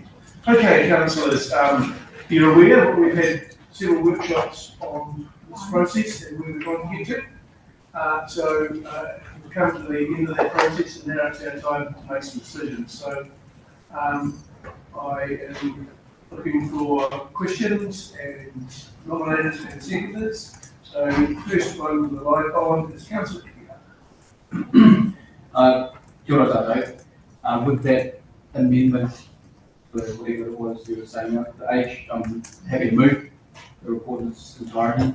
I think it's important to reflect on why in the first place. And why in the first place was brought to us, and I want to thank his Mayor Sam for giving us the opportunity. So one was for councillors to have more experience around the table as chairs and gain more development in that sense, and also to allow our partnership to be in line with our strategy and allow mana whenua partnerships to be developed as well, and to gain, well not to gain, but to better support our district through the partnerships. So I want to thank Sam for the opportunity as the Chair of Finance and Performance, and also Dr. Mike Reid that participated in the facilitation of the discussions that we had around the workshops to get to this point, and also mana whenua Representative Megan Mackay for her involvement and kōrero throughout all of these discussions. As we look to confirm chairs of the individual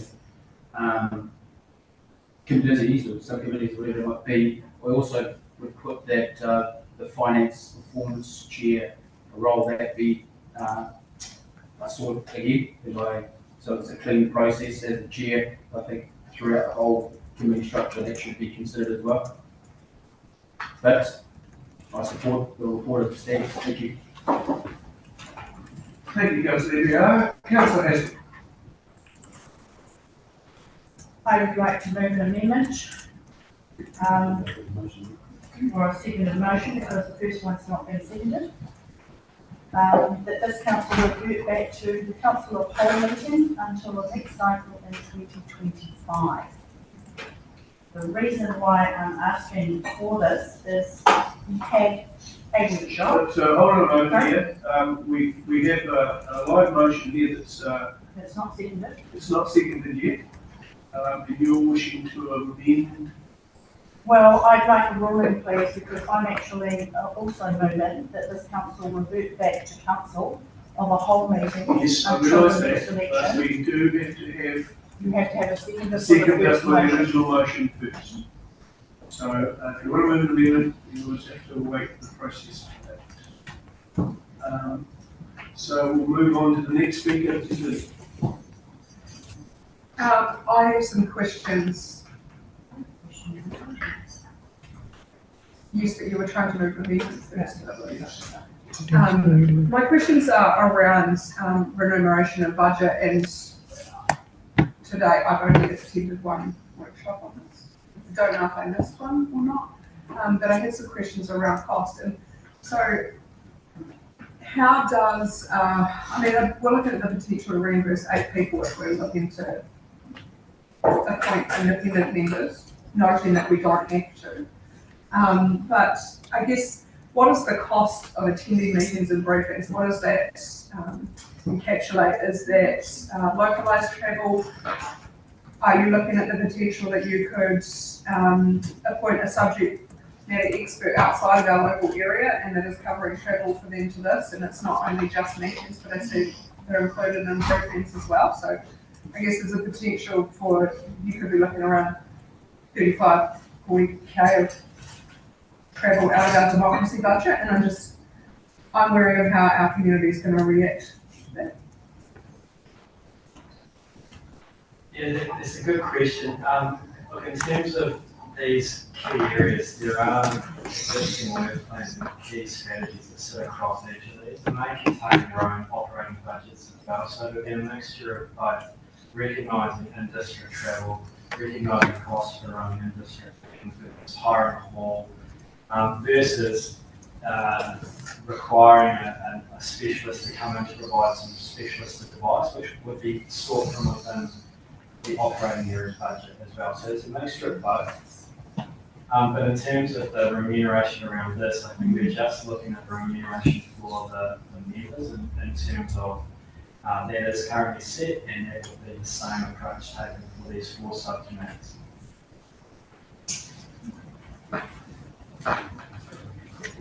No, my question is around, and it says here remuneration and budget. No remuneration will be considered for roles on subcommittees, although costs of attending meetings will be covered for external appointees. And so I was asking for clarification on what the cost of the external appointees budgeted is, because that'll be what our community asks us as well. We're appointing external people, and what is that costing us? Through the discussions that have been had around this, the external appointees themselves won't be remunerated for their time, but if it's travel cost, then there will be consideration of that from within that governance or this operating budget. If there are other needs, that's where the committee with the chair and the councillors get to agree what it is you want to spend your money on to achieve the strategic objectives of this subcommittee and the strategic subcommittee focus. So whether it's housing or economic development or local water one done well, it's up to each of those committees to identify and determine that and then bring that back. We're not asking for more budget for this. So I may not be answering the question quite right.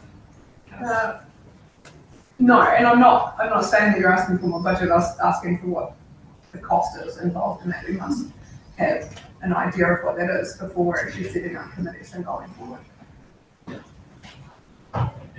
Unfortunately, it is a chicken and egg scenario, because we are looking for committees to firstly be established, and then for the chair and the members to then determine what's the skill set needed. And until we kind of get the council side of that, we don't really know what the second side of.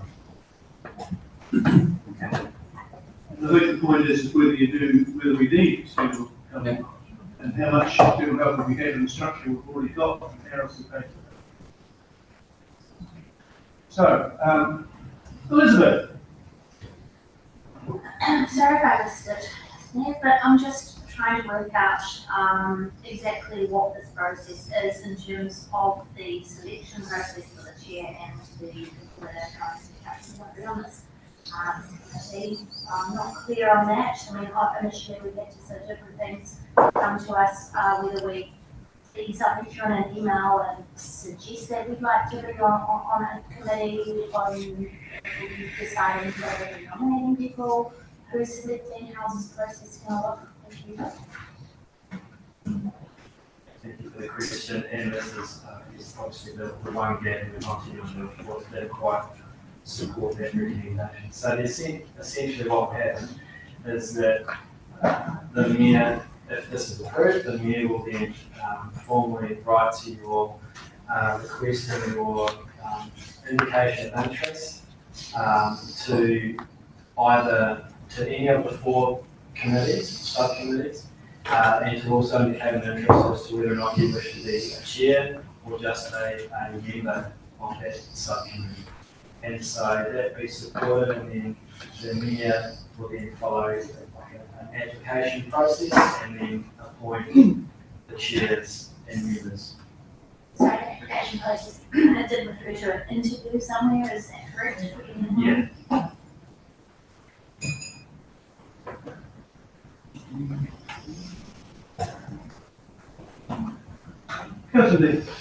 Just want to clarify a couple of things. So if I've got my maths right, you can probably correct me from here, that means the councillors will probably end up being each on 2 of those committees. About, if there's 4 people per committee, there's 4 committees there. Take it all, match it up, bring it down to that 4 to 2 each.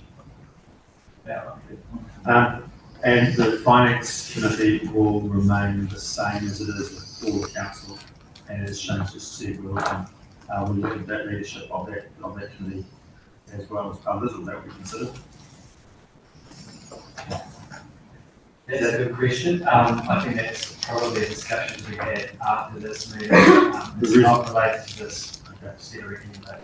The reason I say it is, as the finance plan is not in here, we probably need to stick to the original terms of reference, which means that we would be replacing Councillor Eddie Hart anyway, about 4 months ago. So that's something we probably need to write something. I'm happy to second the motion. Thank you, Councillor. Okay, Councillor Miller. So we did clarity, page 205 says leadership of each new priority subcommittee consists of 3 councillors, whereas page 213 says it's or chair plus 3 councillors. So It's the chair plus 3. that's the chair plus 3. So it's Highly. regarding these independents, it's quite a watershed time for the council when we think this, because up until now, we always thought of our staff being a subject matter experts and bringing their advice to us that is required for us for their duties. It's not suitable, can't be applied to our staff resource, staff resource outside of the expertise. So I'm not sure that we need to go the next step of disadvantaging our staff by having another independent on our committees. We have an existing system that works. Works for years, seems to work successfully. There seems to be another layer of government which is unwanted, perhaps a little more accessible. I'm happy to try it, if that's true. Thank you, Councillor. If I can just cover that key point that you raised around the disenfranchising and stuff, and I really appreciate that perspective you've given the team. The option is made. You may want to supplement the skills that you have in your team at the moment with some external candidates in May. It's not, you don't need to fill it just by right, but we're giving each subcommittee the opportunity to look at what's here and go away. Actually, we just would like to get a little bit of text. We're all comfortable with that, and one of the key drivers of having an executive director work really closely with the chair and councillors is to ensure that our staff are connecting into where these drivers of change are coming from. But thank you.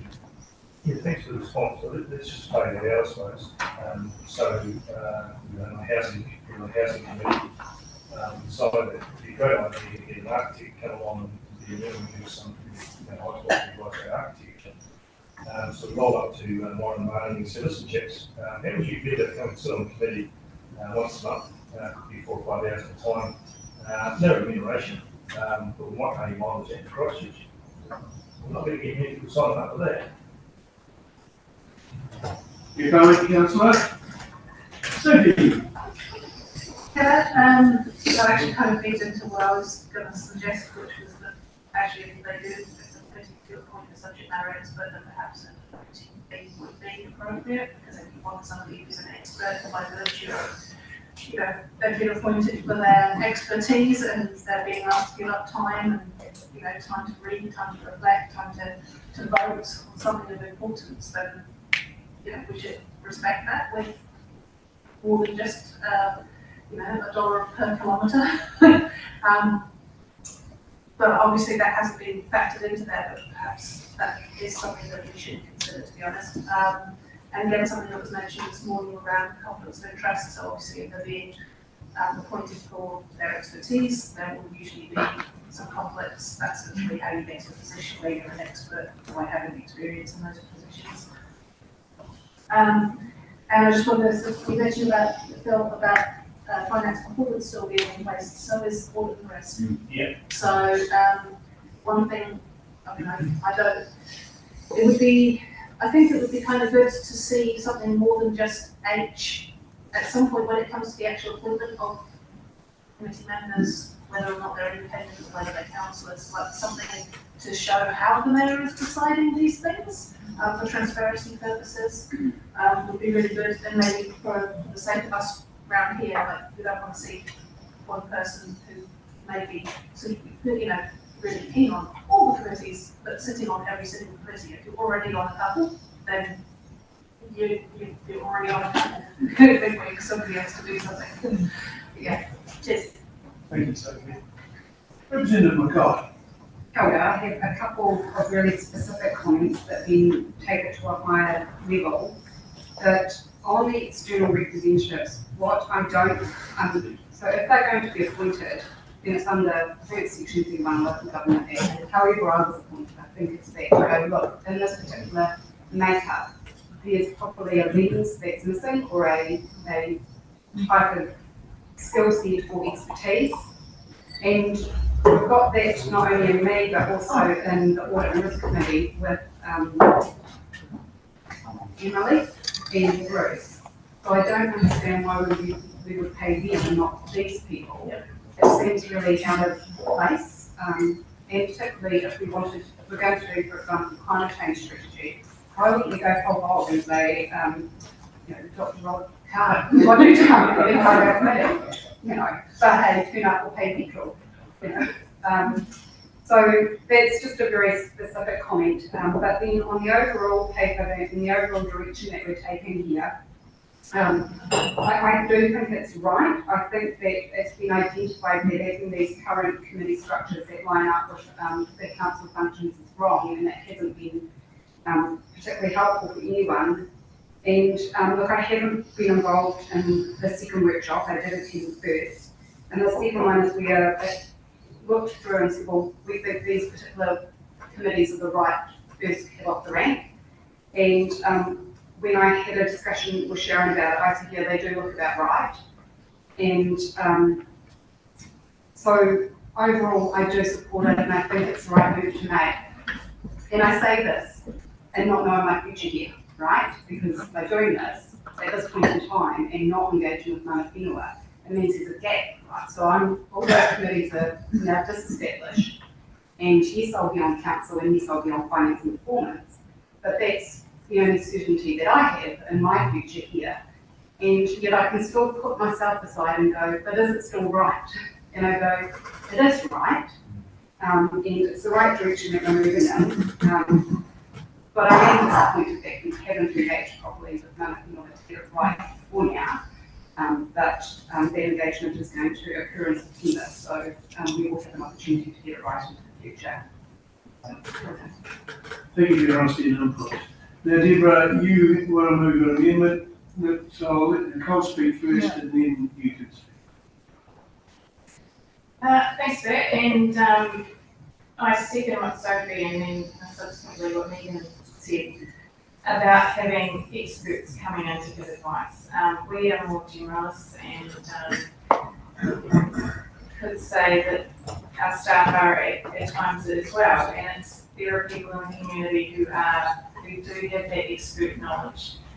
And it's not out of nowhere that we look at experts or people outside to be part of our committees. It's currently what we're doing with the risk committee.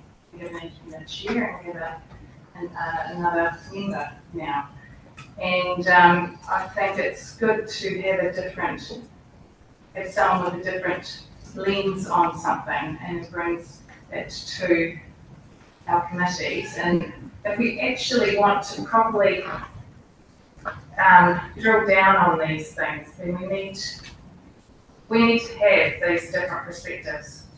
And so I also agree with Sophie that it's really something that we should be thinking about. If we want to get proper expert advice, then remuneration is something that does need to be considered. Thank you, Nicole. Now, Deborah. Thank you. The reason why I have requested that this council revert back to council's whole meetings until the next election cycle and not. Can you just phrase your amendment? Oh, sorry, that this council revert back to council on whole meetings until the next election cycle in 2025. In line with the Finance and Performance Committee. I was going to say, it probably is a direct negative to what I didn't push it quick enough. It probably is a direct negative, so in that case, if it makes us for a sender, because it probably will, I want to speak against why I'm going to be voting for this paper as it is written and for us to actually have the information. I'm not sure you can actually put your amendments in direct negative. Can I raise a point of order? I think that there's already a motion on the table. Yeah. And the motion on the table is not being amended by the proposed amendment. It's actually, it's a completely different motion. So we need to just really, according to our understanding, always we need to do with the first motion first. If the first motion is defeated, then we can have a second motion on the same issue. We did that at our last meeting. That's the way that I'm reading it, but I still am unable to talk to the first motion that is. Well, you can speak to it then. Thank you. I won't be voting for this motion as it stands because I don't think there's enough information for all of us to actually digest with regards to, I think I attended one workshop, some people said there was 2 workshops. I actually went back and looked at a couple of papers with regards to the Far North District Council and how they undertook their process with regards to external non-elected members to be on committees. And I was really, really impressed. They released a draft about how they were going to have the appointments, remuneration, how they were going to resolve disputes with regards to non-decision making, where you might have had more externals than those sitting at the committee table. It was all quite clearly put in a paper as a draft and circulated, asking those questions. When you're looking at remuneration, is it through the Remuneration Authority or is it through your democracy budget? They had all of those questions asked in a draft that was put before them. And they did decide that yes, they would do this, but the Mayor stepped aside from his responsibility in electing the chairs, and it was a Ward Council. So they chose a different process if you read the process that they went through. Then I decided to read Wellington City Council, and I picked up automatically in the dispute resolution or complaints area that we've picked up exactly their particular model. Do we have any questions in this? No, I'm explaining why I'm not voting for this. I don't have to have a question. I'm explaining to you why I'm not going to approve this. And for my mind, it's totally a lack of information, and I'm explaining why, because I need to be able to tell the community there is another viewpoint out there, not just what's on the table. And I just find this report, I'm sorry, lacking in information to make a sound decision. So they're the reasons why I did my external research with regards to those 2 areas, looking at this future policy and the structure that they put it together. And I would rather see it just lie on the table. Thank you, Deborah. Now, Councillor Miller, we've already had a crack at this. Very short question. I just wanted to test the water for the right group.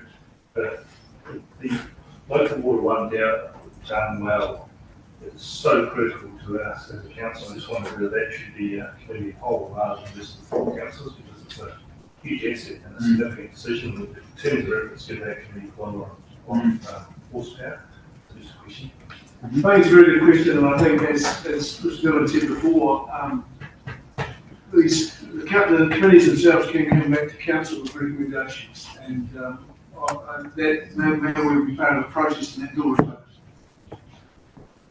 Door is not shut.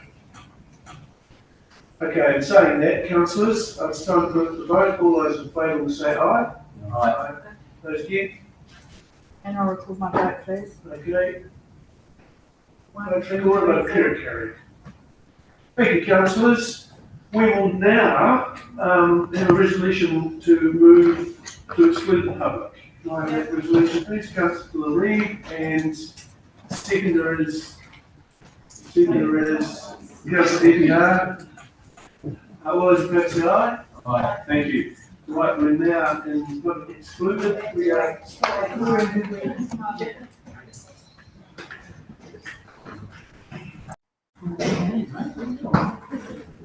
You're really